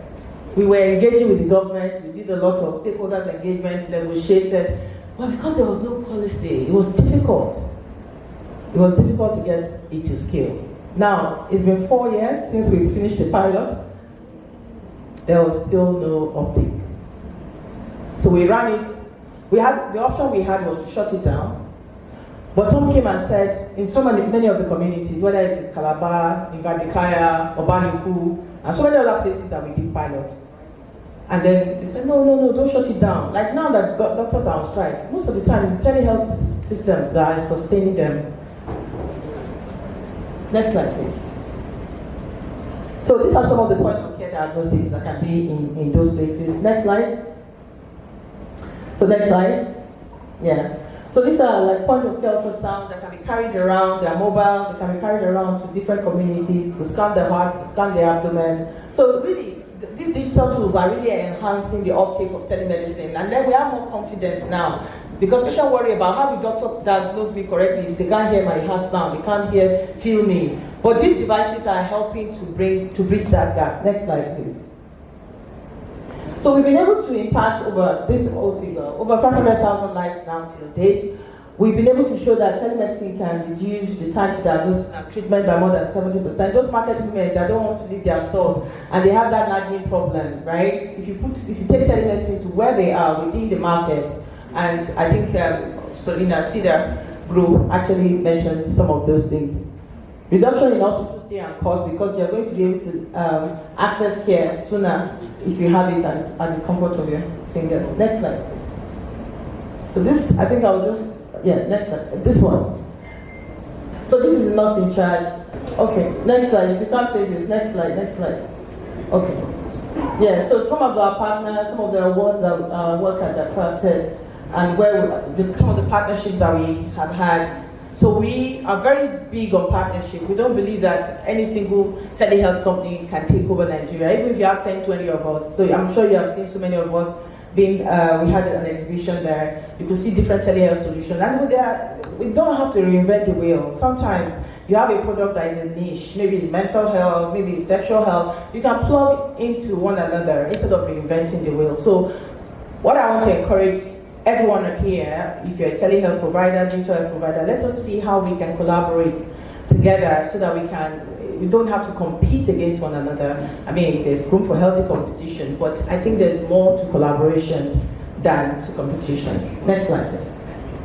We work with Mansard, Medical and Dental Council. Okay, that's all our doctors are board certified. That's very important, because without regulation, there's a risk that quacks can get into the system. So how do you ensure that the doctors that are providing teleconsultation are certified? And that's one of the gaps that needs to be really addressed. And I hope that we can have a central, last week I went and I met with the MDCN, and some of the things that we are advocating for is to have a central portal that can allow you to automatically just verify a doctor's ID. Yeah, like you do with GMC. I pop in your number, I know that you're registered. I don't have to go and be following up with MDCN. Is this doctor registered or not? And I don't want to just deal with your certificate, because people forge certificates. So it's not enough. So what we are saying is, can we have a central portal where we can verify automatically a doctor or a healthcare professional's registration, whether you're a nurse, a physiotherapist, a medical, let us have a central portal. That will really take care of this quackery. Next slide. So we're GDPR compliant, HIPAA compliant, that's very important. I know right now many solutions are being implemented across WhatsApp. You know the danger of WhatsApp? WhatsApp is not HIPAA compliant. It's very convenient, but imagine how many times you have sent a document wrongly to somebody else, right? Imagine if it was somebody's HIV status that you pushed to your WhatsApp status, or if it was somebody's result. And again, WhatsApp does not have audit trail. So if somebody pushed a result, something, and you had a consultation, they can delete it. They can delete the conversation. So what regulation in NTG can be in place to ensure that there's patient safety, there's patient data safety and protection? Next slide. Next slide, please. Next slide. Next slide. Keep going. Recently we partnered with Airtel, so we're on your Airtel, we're on MTN Momo. We have tried as much as possible to just, expand and perfect our distribution channel so that this solution can reach the last mile. I think I'll just stop there because it's been a long day for everyone. So thank you very much for the opportunity.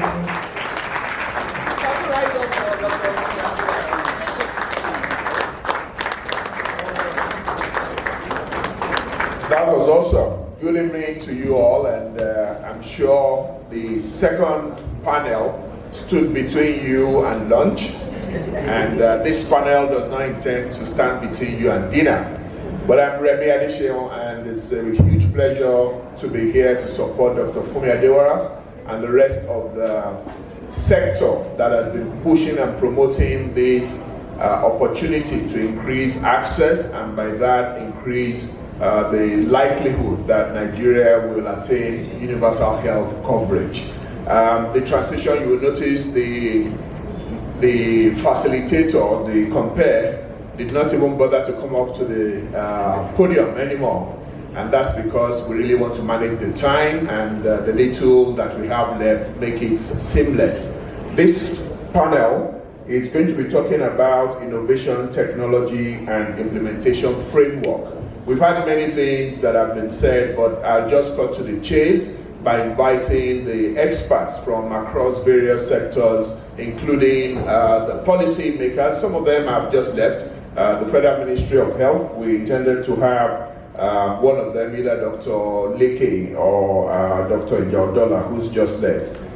We also intended to have someone from the NITDA, that's the regulatory agency. Is anyone in the house from there? But since we are talking innovation, the private sector people are the ones who are driving that innovation. And you may have heard the saying before that innovation typically precedes regulation. And so if we've had the previous panel, we started with governance, policy and regulation, you've had financing and sustainability, and we've had the ones on the service delivery, access and adoption. So if we don't have the governance part of it, we've covered it earlier in the day, and it'll be my pleasure now to invite from the Africa Hub for Innovation and Development, please join me in welcoming Dr. Babatunde Oyawola. He will help me with that. I'm used to hearing Oyawole, so now I have Oyawola. So did I pronounce that right? Absolutely. Okay, I'm glad I did. Thank you. He'll be joined by another innovator, this time someone who is actually co-founder of an active health tech organization. It's called Pharmacy Africa. Please join me in welcoming Farouk Akinwumi, who is co-founder of Pharmacy Africa. So we have those two private sector gentlemen.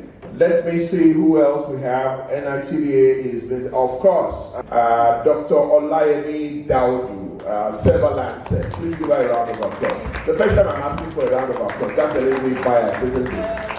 Excellent. So the three private sector players. Please join me in welcoming AfriHealth. The gentleman from AfriHealth is well known for his exhibitions all across Nigeria, Lagos, Abuja. Please join me in welcoming him to the panel. That's the thing about events like this, many good heads in the room, so even when there are gaps in attendance, there are folks who can readily fill in as he has just kindly done. But let me set the stage by building on some of the contributions that have been in the room. I'll start from what's the most important and the purpose of today.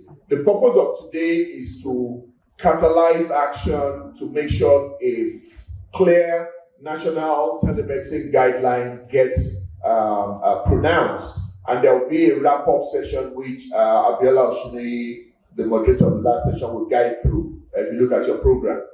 But is anyone aware of anything called the Digital Health Services Bill of 2025? Okay, I know many people will draw a blank. That's because this bill, from my understanding, was read for the first time at the House of Rep in March of this year.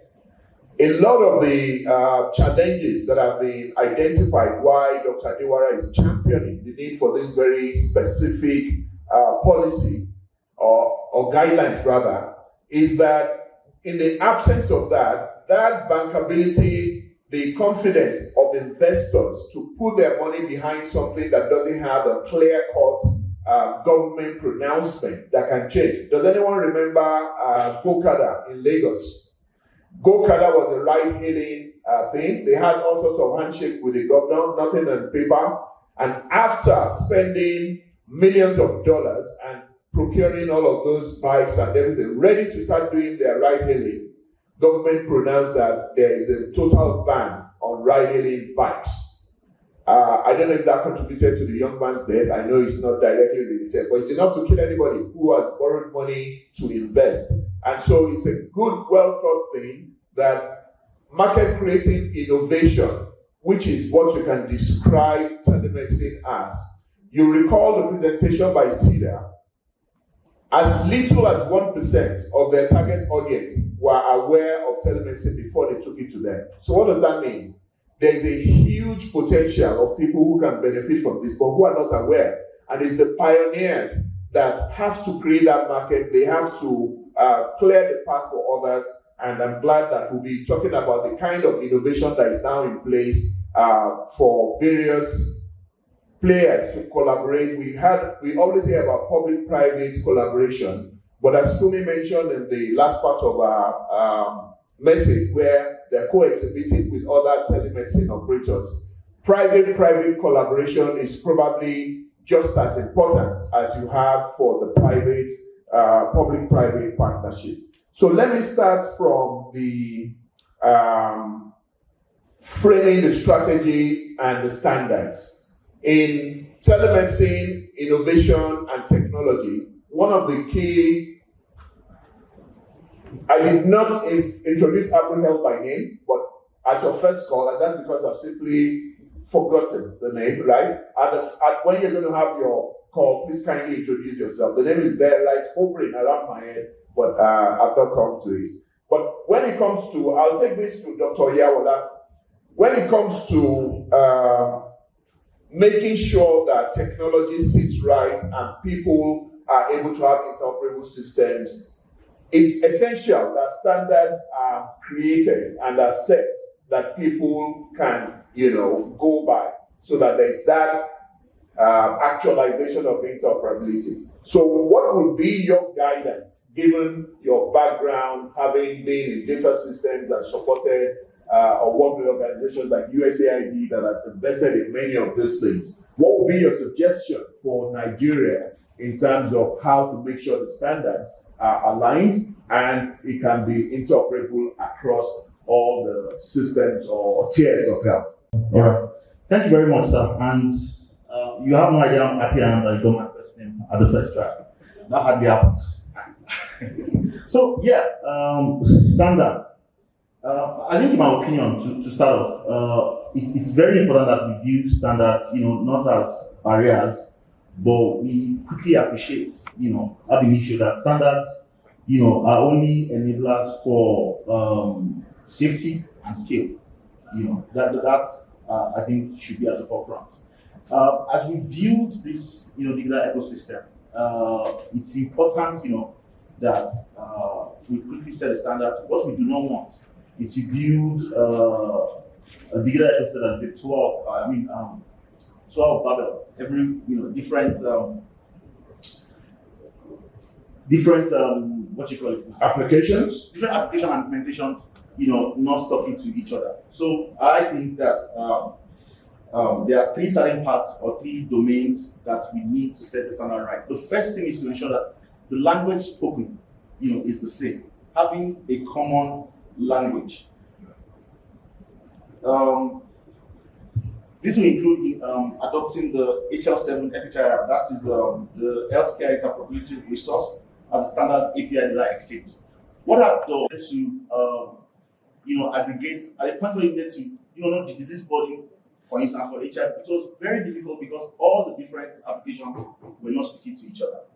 And another domain that I think we need to set standards in, is identity and trust. You had mentioned, I think, in the previous, the first one I had mentioned, it's important that you know who you are talking to. Yes, you can have quacks, even when you visit brick and mortar hospitals, but it is even more important, in a junction where you are not even seeing the person you are talking to. So, just like she mentioned, one of the standards that you want to set is to ensure that for any healthcare platform or any telehealth platform, there's an integration, with the national registries. So for instance, the medical and dental health, there is that integration that allows you to be able to assess, the viability or the realness of, that Authenticates or validates whoever it's supposed to be interfacing with you. Exactly. Another thing you also want to set standards around is, the language, right? So initially I talked about interoperability between different systems, but even in the use of medical technologies, you want to ensure that you set, standards. And the third one is data security, right? It is very, very important, that any breach of trust, any breach of data can easily, destroy whatever it is that you're trying to do.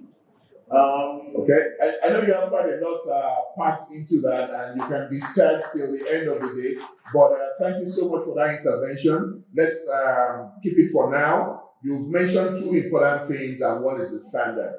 If people are familiar with interoperability, one of the things you will hear is the FHIR, and essentially that's the Fast Healthcare Interoperability Resources.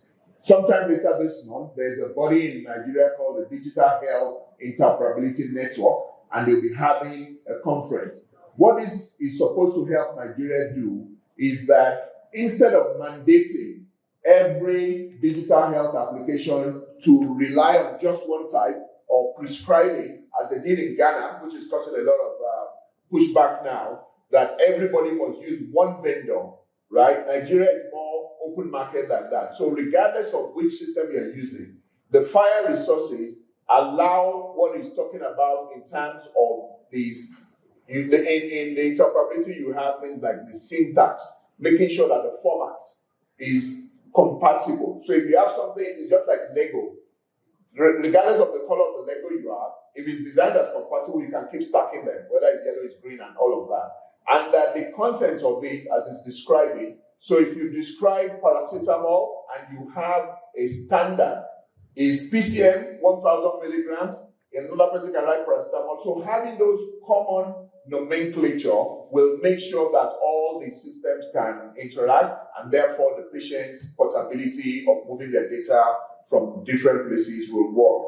The cybersecurity will come to that, but let me find an example in Pharmacy Africa. If you have not heard the phrase artificial intelligence in one day, I'm not saying you have not had it at all, that's an assumption that no one had. But if you have not had it more than twice in one day, AI, then it means you have been sleeping all day, right? So it's all over the place. But then you want to hear practical examples. How is this AI, for instance, being deployed in online pharmacy as an example? And he's the co-founder of Pharmacy. You may hear something that will blow your mind. If you know you had JJ, they said it's so good, they named him twice. You may hear a name now that may sound like something you have had the moderator introduce himself as. So over to you, Farouk. All right, thank you very much. So I think to set the context is to think about when you look at telehealth, and I guess even beyond telehealth is about 80% of healthcare interactions, right, end in at least one prescription, right? So if you think about last time mental hospital, you definitely got a prescription. One of the things that we then found is as we start to transition into this world of telehealth, we believe that telehealth that still relies on patients to then still go find the prescription themselves is not complete telehealth. So what we're doing is helping telehealth providers complete that critical last mile of care. And one of the things that we've done, I think it's in three parts. The first one is how do you help telehealth providers with visibility into medication? The first thing is logistics, right? If you use Google Maps, you've gotten lost at least once, right? Because there is a lot of local context that's missing. So one of the things that we've done is we digitize about today 1,027 pharmacies, and then we have this thing called dispensary maps that has mapped in Nigeria 1,027, but also in countries like Rwanda and Tanzania. And so you can see all of these pharmacies, where they are, and specifically, not just where they are, but what they have and the price in real time. And so one of the things that we've done is, thank you very much. I think if you go back to what the moderator was saying is, the first thing that we did was to sort of like define that standard for all of them, that schema, where a pharmacist that says PCM and you that say paracetamol, when you come and you search and you say paracetamol, we can give you medication price from either of the schema, whatever the schema is. And the way that we've done this is to first use a very intelligent model to sort of understand how everybody names their medication and then standardize it. And now we've exposed it, not just even beyond the naming itself, it's also things like routes, right? So for example, in my street, we have a place where Google Maps says it's a road, and it truly is a road. But what has happened is the estate people have said, we don't want anybody to come through. And till today, we still don't know. We went, for Pharmacy Africa, for example, we went around all of these pharmacies and actually mapped every single person to the latitude and longitude. And now we have all of that. So the first thing that we're doing is, how do we use contextual local data, build intelligence models to help telehealth providers to find the right medication at the right price. And I think today about 6 out of 10 of the biggest telehealth providers use our network to complete our estimate. Awesome. The second would then be, beyond visibility, is also now intelligence support. So in the previous panel, we spoke about how doctors are overwhelmed, and I don't think that's news. But what then that means is the doctor in the front needs to do a bunch of decisions. At the end of the day, they write a prescription for you. Maybe there's no prescription pad, for example, or the prescription they wrote. You can't find it. You take it there, and then you come back. Which means, in real time, how do we then also provide context so that a doctor in a rural community, right, knows that the price of this medication has sort of increased in the last, say, 2 weeks due to a trend that they're not even aware of, and it has affected that price. And now they can also prescribe just based on that real trend, and then reduce the burden of care for the patient. And I think the last thing would then be for providers to, or for patients to even get like real-time insight into medications is to help pharmacists with a lot of the back office. One of the pharmacies that we work with, and if you work with a private healthcare center, for example, this is going to be complex, is you spend hours, sometimes a day, looking through your prescription, your inventory, and trying to sort out what will be, the next procurement for you to get. And so now we've done it such that, and I guess, after this, very much interested, so show you where a pharmacy can go from 24 hours to figure out procurement to 5 minutes before they wake up, helping them to identify what is missing, what needs to be added, as well as what is happening. And we're very big on understanding and leveraging like local context, trends, as well as standards to help these people make intelligent decisions and remove all of the administrative tasks that then helps the healthcare workers to do basic things to do the things that they have to do to actually care for the patient. Things like actually talking to the patient. So if you're a doctor, for example, you can use an AI agent to do some triage so that by the time you come to you have like context already and you're not starting from scratch. And then we're using that to reduce the queue for providers of patients. Okay, thank you very much, Farouk, for that intervention. So let's move on to the lab side of things. Teleconsultation for all that matters. You saw also that Dr. Dewara was showing some of the point of care tools that need to accompany a consultation. So rarely will you have a consultation that doesn't require for diagnosis some kind of laboratory work. And Dr. Olaimi Daudu is the CEO of Several Lancets. And my question to you is essentially, how is the lab side of things being integrated into this whole telemedicine framework? Good afternoon, everyone, and thank you, Remy, for that question. The lab side of things is front, center, and very pivotal in telemedicine, because I think you would agree with me that there is no consultation, whether it is physical or through telemedicine, that is not supported by laboratory testing. In fact, about 70% of the decisions that will be made by the clinician or whoever is seeing the patient is guided by diagnostics. That being said, so it's very important to have something. I think I'll go back to part of what the first panelists were talking about, to go back to something that ensures that there's seamless integration to get these results onto the platform for decision making by the physician that is looking out for the patient. So clinical decision support is very important.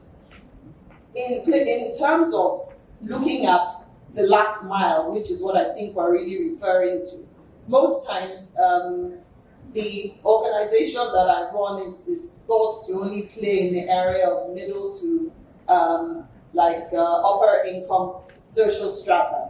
But in terms of looking at how one can transcend all the social strata. We actually had a pilot in 2022 in Lagos with the Lagos State PHC board, where we did a pilot with 3 primary healthcare centers. And the idea behind that was this. I wanted to look for technology that was appropriate for that level, because the kind of machines that we use traditionally in the organization are very big and quite expensive when you look at cost per test. The idea behind this was to get testing that was relevant to the communities, looking at the demographics and the types of disease entities that are supposed to come to the primary healthcare level, and then to skew it to between a point of care platform and another platform that wasn't, fully point of care, basically, that wouldn't be so expensive, would take about 15 minutes for you to get the results, but was properly validated and calibrated, ensuring that quality was pivotal to what was being done. And part of what we had to do was, first of all, get data from the primary healthcare centers to see what was endemic to them. If you look at it, that they come there for antenatal, children that have fevers and co, so things like PVC, the machine could do that, bilirubin, people deliver and have those things, just basic things, blood sugar and co, were the things that were validated on the machine. And part of what we had to do was, part of what Dr. Adera had mentioned, we had to provide power, refrigeration, and all the things that they needed. Some of the PHCs, I think the one in Ikorodu is quite high-end. It had its own solar power supply, but it was proof of concept, basically, to say, look, you could deploy this kind of machines at a primary healthcare center. Of course, there needs to be collaboration a bit too. I heard people earlier mentioning about NCC. You need all those kind of things. And then interpretation. Interpretation of whatever comes out needs to be simplified. Even for whether it's the doctor or it's the community health worker that is there. So you're looking at things like coloration. So having faces, a green face that smiling says whatever the value is, you don't have to know the technicality of the value. The person doesn't have anemia, there's a smile, okay, it's borderline, it's yellow, and it's got a straight lip, like, okay, this is a bit serious. And then when you have a red face with the mouth downwards, that means you need to send that person somewhere else. Now, those concepts were things that we needed to validate to be able to play in that space as well, and to use technology and support telemedicine. For continuity as well, when you're looking at telemedicine, being able to integrate with whatever the app or software is ensures that you're able to have a longitudinal tracking and look at how this patient is faring, and the lab plays a big role in that. Remote monitoring and preventive health. In talking and thinking about preventive health, I'm a histopathologist by specialization. And part of my job is to look at slides of pap smears and breast cancer and whatnot. And this is an area that I think is very huge. Because when we talk about 3 doctors to 10,000, you can then imagine how many pathologists you have to millions of people. And most of the pathologists obviously want to stay in the urban centers. Nobody really wants to go and sit in the rural areas, basically. But that is not a reason why we should not be able to render our expertise in those spaces. And that's where you were talking about AI earlier, when AI comes in. We have a software that we use to do whole slide scanning, where you are able to transfer it or send it to your colleague, and you're able to review together and give a report.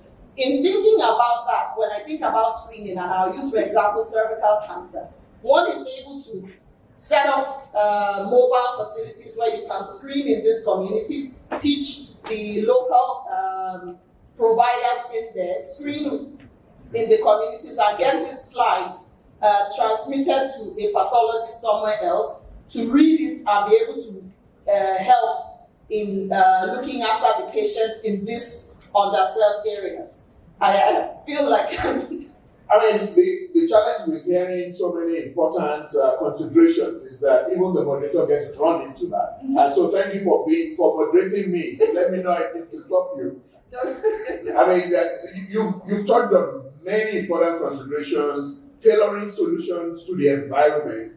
When you're talking of universal health coverage or even primary care, the appropriateness of the care to the people is one of the first things you must establish. And in also helping us expand our mind. When we think about laboratory, sometimes we bring it down to just the very basics, the rapid testing for malaria and all of that. But you can see the high end that even the pathology offer.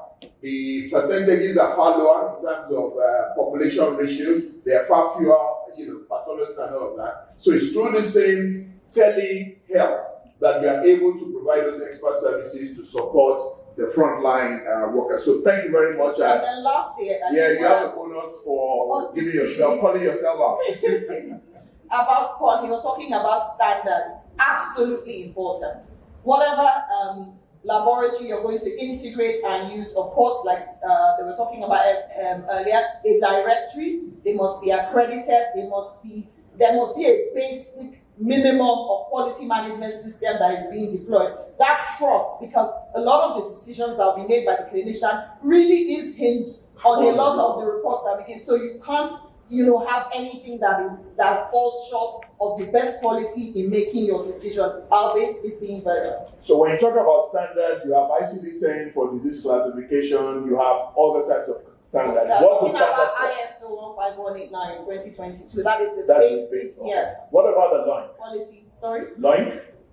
What is LOINC? Okay, that's supposed to be some kind of fire-related standard as well, which is peculiar to the laboratories. Okay. So just like you will have the ICD for disease classification and all of that. But to your point, let's start where we are. ISO is well recognized and is a requirement for people to plug into the system. Now, CJ Mbelu, Dr. CJ Mbelu is someone I've known for quite a number of years, and like me is partially Canadian as well. And to have forgotten his name at the link of the moment, welcome to that. We're skipping that. So it's my pleasure to welcome Dr. Mbelu, who is the director of. When your enterprise is so successful, the challenge is that your name gets lost in the process. AfriHealth is what I know him as now, and that has led to, But thank you, CJ, for being here with us. Knowing that all of these things, EMR, telemedicine, must show some results. My question to you, given that you are a practitioner and you also are involved in many of these conversations in convening them as well, will be, how will we recognize that we are achieving success? What will success look like if these telemedicine guidelines, EMR integration, the national digital health architecture are well implemented? What will success look like? Yes, AfriHealth, we are into healthcare promotion. We bring all these players together, all these players in telemedicine together to, in our events actually, to exhibit, to make presentations, even to advertise in our magazine. So looking at how do we know we are making progress? That's the question. Yeah. Well, in so many ways, health platforms, the health indices, what we have. Like for instance, somebody was, I read somewhere that maternal mortality in the country has dropped since 2013, I heard. 2017, because it should be higher than that. Okay, and of course, that goes to show that we currently have behavioral changes in health-seeking behavior of our people. Okay, keying into telemedicine, for instance. Okay, it's also a health-seeking behavior. People are adapting. Okay, so when people are adapting, you see, things will change. Okay, the health indices in the country will improve, health outcomes will improve. Maternal mortality and infant mortalities will also improve. I heard a thing about a child that died from BIC. Okay, so if they had that knowledge before then, that child wouldn't have died. Okay, so I think I don't think we have that record for now of what it has become, or the improvement that we have achieved. But I think it's a work in progress, and that's why this conference has been, is put together, okay, to educate us more and to bring more people, okay, into the platform. Okay. Yeah. Very thankful for your input. When you look at the health seeking behavior, is one of the major things. You saw the willingness to pay, which is an indicator of how people accept an innovation, and you had as much as 30%. So that's really somewhere to go. The one caveat I'll put is that you chose the wrong example for what's going well. Maternal mortality is the worst one to choose. Because of the contrary, that's going up. It's close to 1,000 now, used to be 500. And if you see NDHS of 2024, they didn't even state it there, right? So it's a worry, but the child one is going down, is in the right direction and all of that. So, but I just wanted to be sure for the records that maternal mortality requires a lot of work. One of the things I've observed, which is the advantage of two people not being present on the panel, is that we have the opportunity to come to you, the audience, as well. So you participate in this. So now is the chance, and have you had audience participation all through today? So when you're voting, which was the best panel, you know what you will do, the one that involved you. Yes. The floor is open now, and I would like to have at least 2 to 3 could be questions, preferably directed to any of the distinguished panelists there, and it could also be a comment, but preferably questions. Good evening, I'm Dr. Ayuba Hannatu Usman. I'm a consultant radiation and clinical oncologist and the program lead of the Teleoncology Hub, coordinated telemedicine program that seeks to provide specialist cancer care to underserved communities. So I am so happy hearing so much about the way forward. Sorry, mine is not more of it's more of adding to what they've all said, and I believe that with such policies, guidelines, it's going to really help to guide us that are already in that space. When we started, we had to do a lot of extensive literature review to look at the policies, the sustainability, and then we got to really build a model that fitted what we wanted. So I have a question for Mr. Chijoke. Mr. Chijoke, you know you're everywhere. Is that a good thing? Yes. Just to be sure. So looking at the collaborations that every day you encourage in what you do. For the telehealth, what contributions are you really going to give us? Yes, in this space. On your magazine, we should have, you're doing a lot, but we're still asking for more. We're doing a twist because we know that visibility is very important. Okay. And when people understand what you do, they'll be able to collaborate with you. Collaboration is the key. Money is not everything. And presently, he who goes looking for money may not really find it, but then you will find collaboration. Thank you very much. My name is Tanibola John. I'm a student nurse. So my question today is, we've been here since morning, hearing of telemedicine, telehealth. I've learned a lot. But my question is structured to my field, which is nursing science. I've noticed that nurses are rarely included in the design and implementation of telehealth or telemedicine in Nigeria. And considering that nurses are the bedrock of the healthcare and they play vital roles in healthcare, is it that they are not included, or is the nursing body generally that is still lagging behind, or why? So that's my question. Good afternoon, everyone. My name is Ola, and I'm co-founder at Seven Care. Mine is going to be a combination of questions. I'll make it quick. Like we call her in our startup, Mother of Telehealth. That's what we call Dr. Mother who? Mother of Telehealth in Africa. That's what we call her. I've told her in person because she inspired a lot of us to do what we are currently doing. For us, we are highly focused on preventive healthcare. right, especially around sexual and reproductive for young adolescents. So my question is going to be to any of the panelists. What do you think the role of anonymity can be in telehealth?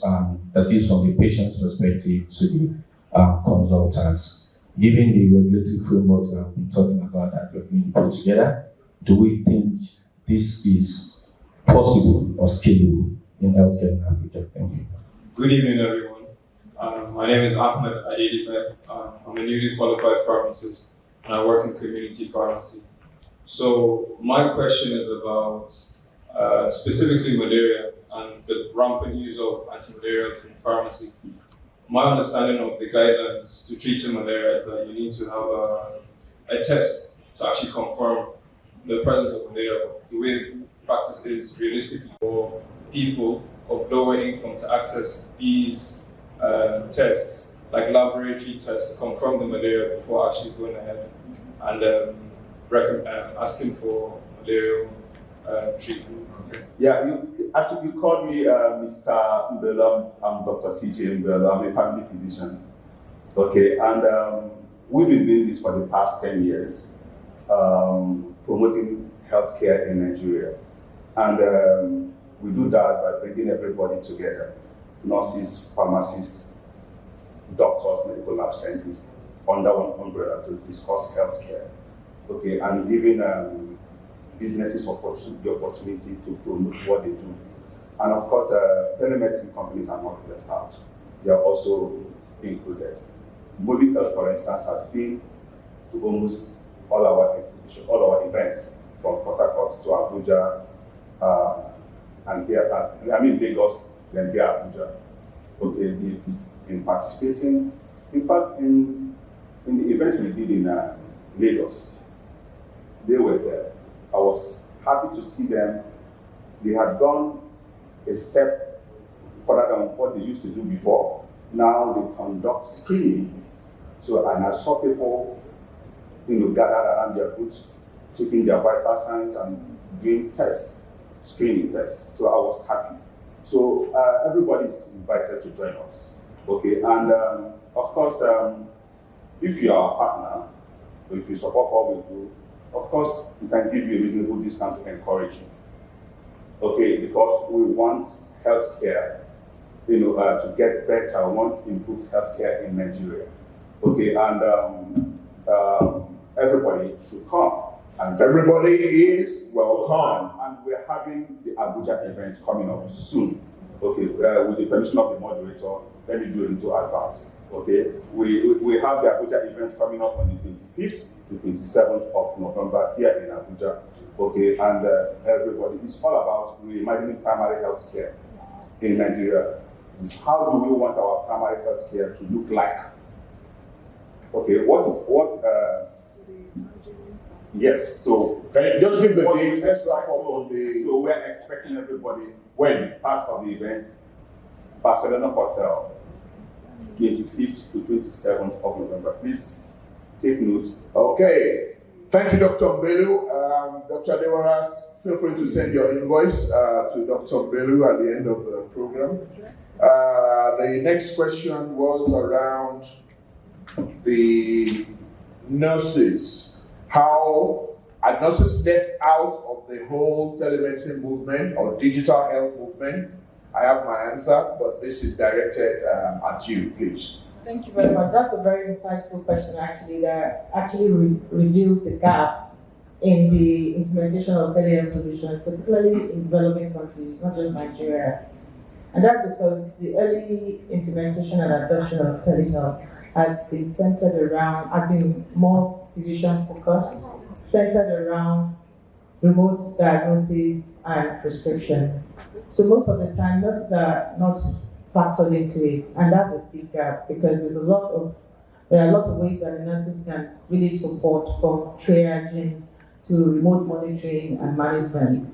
And so I think this is a call to action to get the nursing council to develop telehealth triage system. And again, the majority of these nurses, as you know, are not digitally, they're not really digitally trained. Not that doctors are not digitally trained, but as I explained, most early adoption have been focused on remote prescription, remote diagnosis, which are really physician-centric. So this is an opportunity for the Nursing Council to become part of this conversation. If we're going to wait for all that to be in place, it may take us ages. For instance, telemedicine is the doctor-patient relationship. There is telenursing, and because doctors are regulated by MDCN, that's why you see that the telemedicine guideline says telemedicine guideline. If we start to talk about what telehealth is and what not, we will probably not end today, because telemedicine is one, doctor-patient. There is teleophthalmology, there's telepsychiatry, there's teleradiology, there's teleoncology, there's AI, there's training. So there's a lot that telehealth encompasses beyond telemedicine. Telemedicine is just one aspect. And when I asked the MDCN, okay, but this is supposed to say telehealth guideline, because the MDCN is also developing a policy that would have been out long ago, but because they also got distracted by, okay, how do we then talk about AI? So trying to bring together everything and say, we want to go out with the perfect policy is going to be difficult. That's why I've been focusing on, let's just go with the minimum viable product, and then we continue to increase, and enhance the policies. The MDCN said, well, you see, we didn't use telehealth because we can only regulate doctors. So nothing will regulate nurses. Lab, MSCN, and the rest of them, Pharmacy Council. So all these professional bodies need to take the initiative to say this is how telehealth relates to our own organization, and then begin to make advocacy towards that. So the doctors are only looking out for themselves because they are a big chunk of how we want to implement telemedicine when it comes to diagnosis and prescription. But yes, thank you for raising that. I think it's something that also at Mobile Health, if you look at our website, when people are joining, we say there's room for dietitians, nutritionists, physiotherapists, nurses. But there's no regulation right now as to how nurses need to practice, telehealth. So those are the things, those are the gaps, and I think you should be part of the national conversation on this. Thank you. The reason I brought up the Digital Health Services Bill is that when a bill is still being heard, especially at the lower house, at the House of Representatives, what does it mean? It means all Nigerians have the opportunity to submit memoranda to make their advocacy. One of the advocacy you could champion from the nursing side of things is the broadening of the language of that bill to be telehealth, right? People complain about those Black Lives Matter. It doesn't mean other lives don't matter, but blacks feel the suffering enough to agitate. She's a doctor, she won't go out of her way to say telenursing or telepharmacy and all of that. It's on all the other professions to do their advocacy ground up as she's ably done. We move on to the next question on anonymity, and Dr. Yawola will take that. But I sense the reason for that question is around data protection. To what extent is your data or your person protected? And so, I was talking about standards earlier, right? And one of the things that we hope that the guidelines will do, is to ensure that at a minimum, telemedicine projects would adopt the National Data Protection Law, in terms of data security. Yeah, the law. Exactly, the law. And what that does is that, it already defines, the level of encryption, for PIRs. That's, personal information for the patient, how you must encrypt it when you are transferring or when it's at rest, right? That also defines, and that already puts some obligations, on the practitioners. They are, I think they are termed as data controllers, and there's a lot of responsibilities in terms of keeping or safeguarding PIRs for the patient, in terms of who a data controller is. Again, data residency, what servers, you're allowed to keep the data. All of those are clearly defined, and I think to a very large extent, the PIRs, the private information of the client, is well protected. Thank you. Thank you very much. Just like one of the panelists emphasized, the Data Protection Act is already an act of parliament, so it's in force as we speak. And some people have already been sued for breach of privacy. So things around electronic consent, ensuring that the patient's consent is received before anything, as basic as even diagnosis, there has to be documentation of that consent. So be well assured that the privacy aspects and the protection of the rights of the patients are well included. On the last question was on malaria, and Dr. Daudu will take that for us. So once she does that, I'll give the floor to Farouk, who will just give rounding up set of opinions on some of the questions that have been asked. Over to you, Dr. Daudu. Thank you very much, and thank you for the question. Your question was around getting prescription for diagnosis of malaria, because the recommendation is identification of the species basically in the patient's blood. And I was going to say you can actually use AI to do that. All you need to do is to teach the health worker on ground how to stain. It's very basic, how to stain it, and then you have a scanning of that slide across to a specialist to do the review and do the identification. So yeah, that can be done to back that up. Okay, but for test to treat, isn't that being replaced by rapid diagnostic test kits? There are algorithms now that we've gone into. I know Lagos State, is it Exactly. national? I think it's being piloted in Lagos, but the whole idea, to your point, is that testing before treating is part of the national standard treatment guidelines. It's just like many other things not being enforced. But now, Lagos State is trying to show that when you incentivize practitioners, both at the pharmacy level as well as the patient, then you can get behavior change, which is all that is trying to drive at. So thank you for that feedback, and you can do the wrap-up, Farouk. Okay, so I think the first thing across all questions is a bunch of them feel like questions for technology, but it's often an enforcement and people problem, right? For example, like you said, rapid diagnosis, I don't think that pharmacists don't know that they should, but sometimes is how do you convince the patient? How do you actually then, for example, do proper referral? So one of the things that we do is we ensure that in a pharmacy, when we walk into a pharmacy, we actually have laboratory partners for each pharmacy. So in about 16 states that we have, the pharmacy worker, the staff or attendant or pharmacist knows that they have to actually refer to a proper lab partner, right, before they dispense, where that applies. And I think he also cuts into the question about anonymity. Again, there are standards, there's a PII, this standard that we have to respect us. But I find that, at least from experience, because we have this sexual health that's called August, where people ask questions about sexual health and sexual development. And what we find is when people think about anonymity, often it's not just the technology or the data handler that they're thinking about. It's also like the other person that they're talking to. And so it is beyond the technology, beyond the standards. How do we ensure that the healthcare worker is adequately trained, supported, and monitored to actually not break these standards? I think that's often where some of these concerns are. And yeah, I think that's good. Yeah, I think that's very helpful in tying those parts. The day has been a very well spent one in my view. You've gone through 4 panels, you've survived. This particular group will benefit from something I rarely ask for, which is audience applause, or well-deserved applause.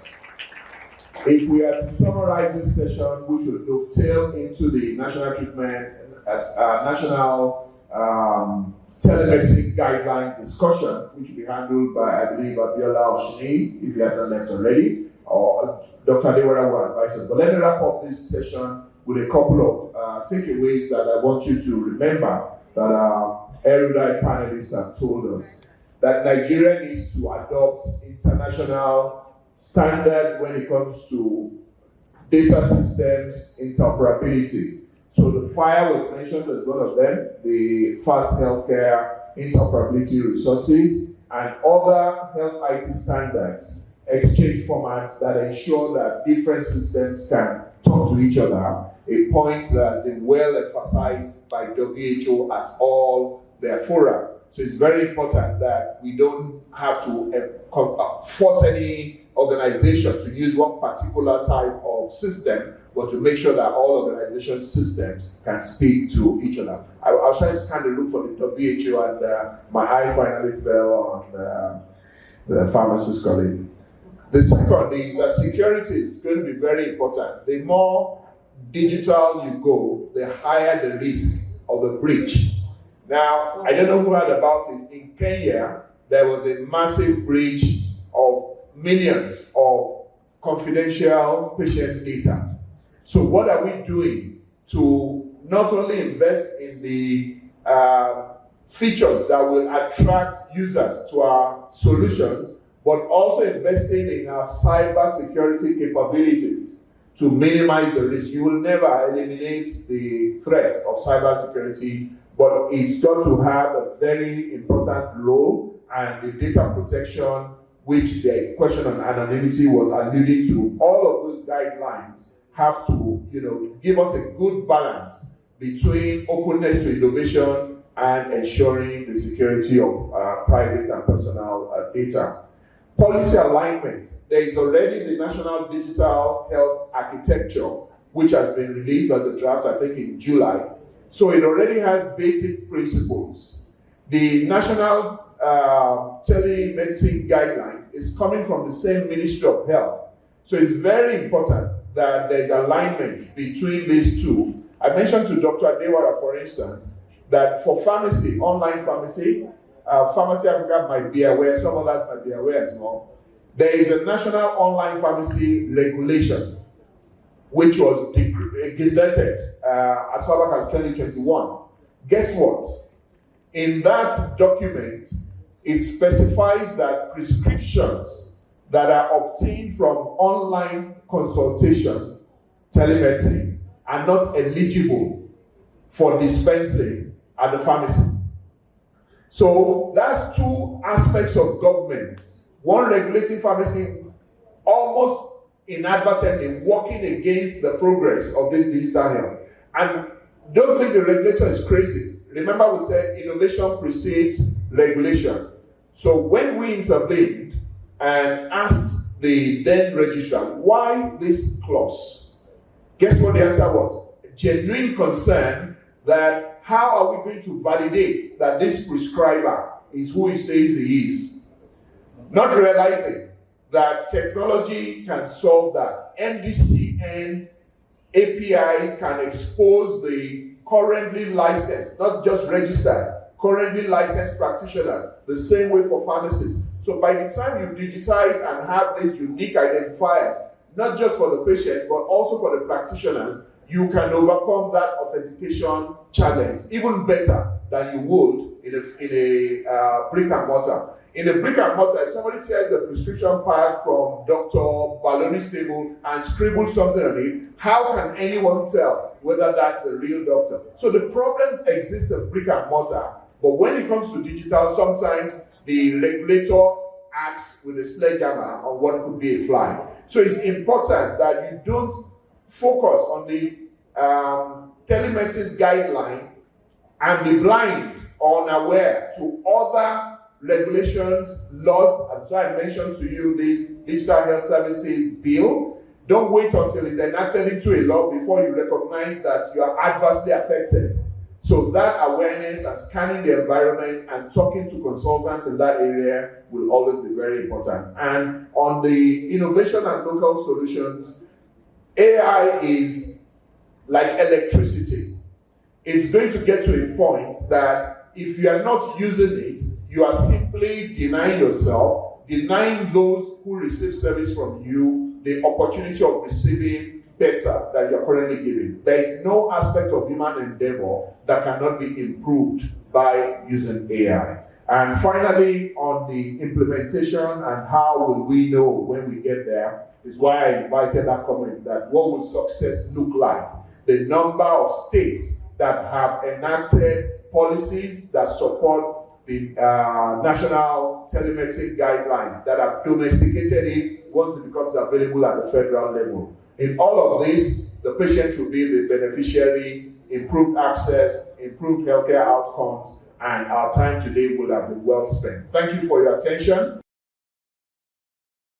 No further introduction. Having been on the previous panel, please join me in welcoming Nkiru from WHO to do the wrap-up for today's program. All right. Good evening, ladies and gentlemen. And you agree with me that today has been really interesting. I personally have learned a lot. And the atmosphere is so nice, and the networking, meeting people and all that, new friends. And I thank Dr. Fumi for this. Now, recall the objective of this conference. The objective is to deliberate and identify key factors and enablers towards the implementation of telemedicine, telehealth guideline in Nigeria healthcare system towards the achievement of UHC. You agree with me that the discussions from the four panel discussions, the presentations we've done justice to that, and even the contribution from the audience, the questions you asked has really, thrown a lot of light into this discussion. I think we're in a solid place in terms of achieving the objective of this conference. Now, we can't go without firming it all up. And to do that, we just need to have a few inputs into the way forward. We need to ask ourselves, where do we go from here? So where do we go from here? We've talked a lot about the guideline, what we need to do to make it better and make it come out soon. Yeah, we are okay with that, but then what happens? So I will want maybe 3-4 recommendations or inputs into the next steps or way forward in terms of very short to medium term efforts or activities or events that we need to take us forward in the implementation of telemedicine in Nigeria, and of course improving access, quality of care for our people in target of attaining UHC. So I'm going to throw it open to the floor. Please, your inputs, what do we need to do, considering all the discussions that we've had, considering where we need to be, what do you suggest? What are your suggestions to the way forward? I would just advise the organizer to go deeper into the attendance online and see the key responsible stakeholders, and don't limit it to, let me say, civil servants alone. All partners have a role to play when it comes to development of policy guidelines or policy documents, because you might feel that, okay, yeah, that would be too many, a lot of us it will be rowdy. No, the more the merrier. Get a whole lot of people to come and make 1 or 2 contributions to the technical working group activity, and at the same time, we know that funding is a major problem. It is easy to talk. By the time we all come back and go to our homes, then we begin to wonder, where will the fund come from? So by the time you have a lot of partners working together, putting little things together, then we will have the problem solved. And at the same time, while putting the stakeholders mapping at the forefront, we should also get the buy-in. We should publicize and make noise about it. Let them know what we are doing. And when I say them, who am I referring to? The decision makers. If you sit down and make policy, that is not enough. In fact, policy making is not our problem in Nigeria. But getting those articulated, actions in that document to reality is always the issue. So as you are making these documents, let's locate decision makers. And who are they? The politicians. The money we are looking for is with them.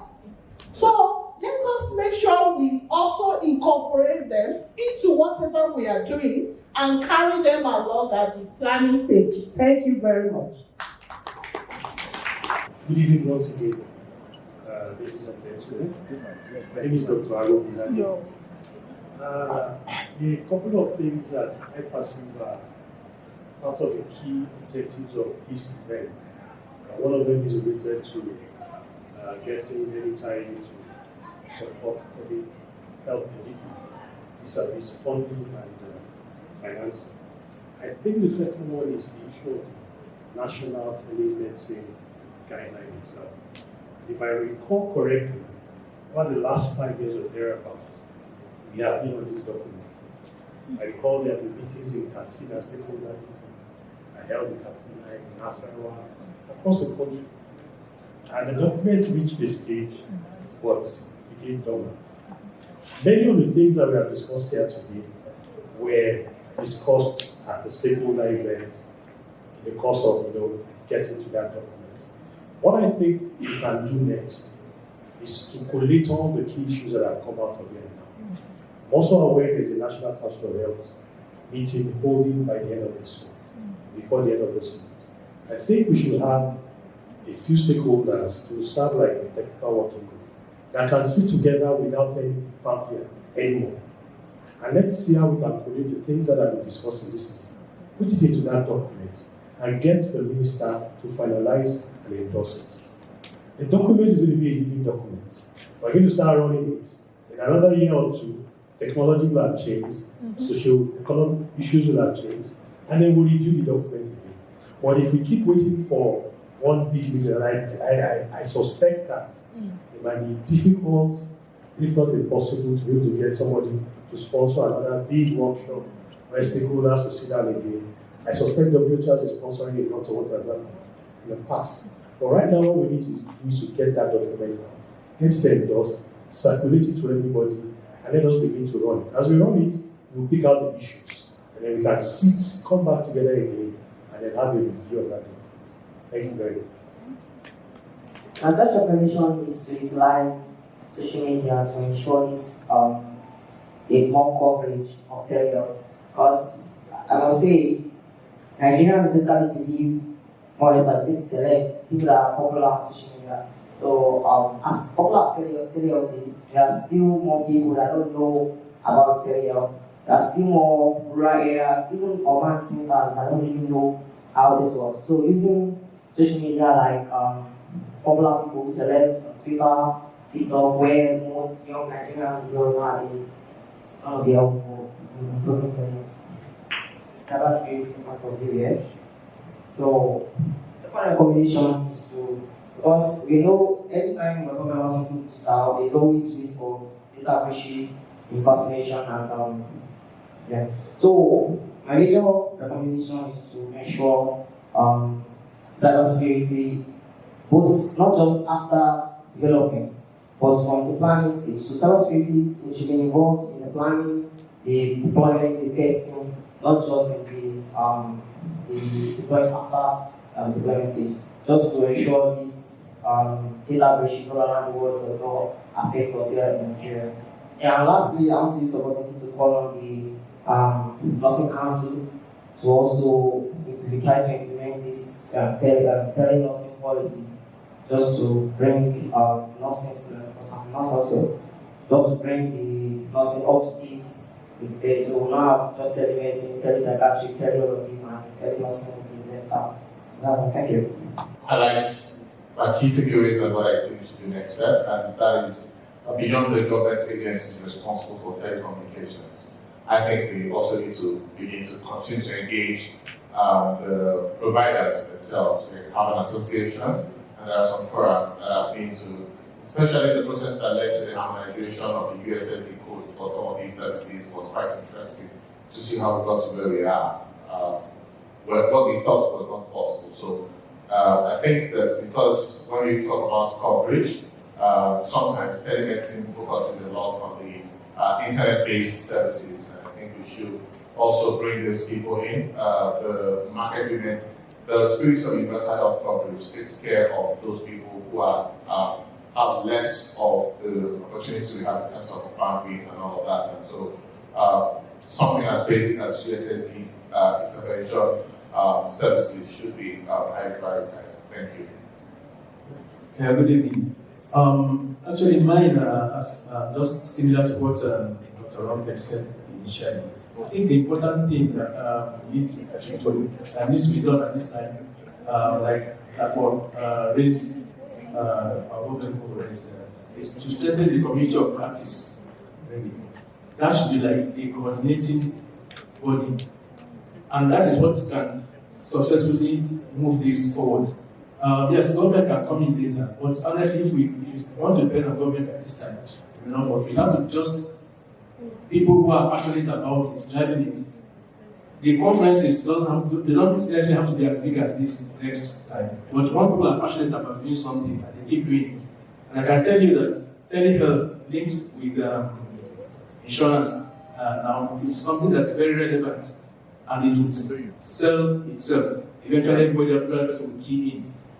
So I think that is what just strengthen a community of practice. Let those who are passionate continue to drive it. It doesn't have to be as large as this. Next month, every month it happens, people come together online, virtually, and so on. Who are passionate. It could be just, it doesn't have to be as big as I am. Definitely it will strengthen itself. Thank you. And I'm happy to be here to hear all that we're already doing within the telehealth, telemedicine space.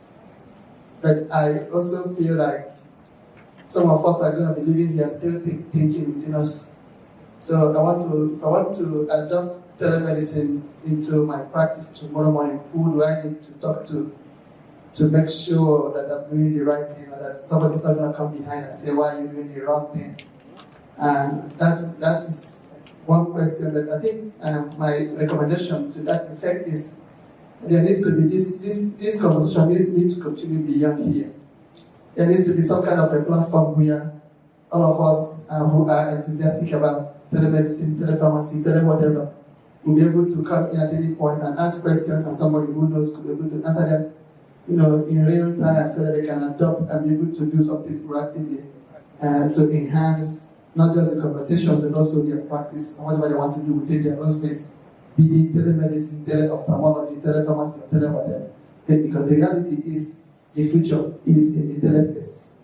Thank you very much. All right, thank you very much again. So like I said, a summary of the inputs that we've gotten. The first is the need to have to constitute a technical working group, and to map stakeholders for this critically to make sure everybody, every stakeholder is part of it, to co-create a policy on telemedicine. The second is that we don't just end at having a policy, but also to make sure that the people that need to know, they know. And that includes the lawmakers, the politicians, and where the money is. The third is that I didn't get quite clearly, but I think it's something about from Dr. Arobin today about the issue of the NHIA reimbursing telemedicine. I didn't get that well, but the note taker did, and maybe correct me later. But the fourth is for us to collate all the inputs, issues raised, recommendations from this conference, and have a small group to quickly make those inputs or review the existing draft guideline, make sure the inputs from here or what will learn from this forum today are reflected in that draft, and then quickly finalize and get it endorsed by the minister. And then the fourth is the need to use social media to continue communicating and sharing information about telemedicine and telehealth services, and also to adopt the use of influencers to help deepen the reach of telemedicine services. And then the fifth is about that we need to inculcate cybersecurity issues by design and not just an implementation. And then also the call for the Nursing Council to step up on adopting or aligning it with the movements of telehealth, by strengthening or establishing telemedicine. And then the seventh,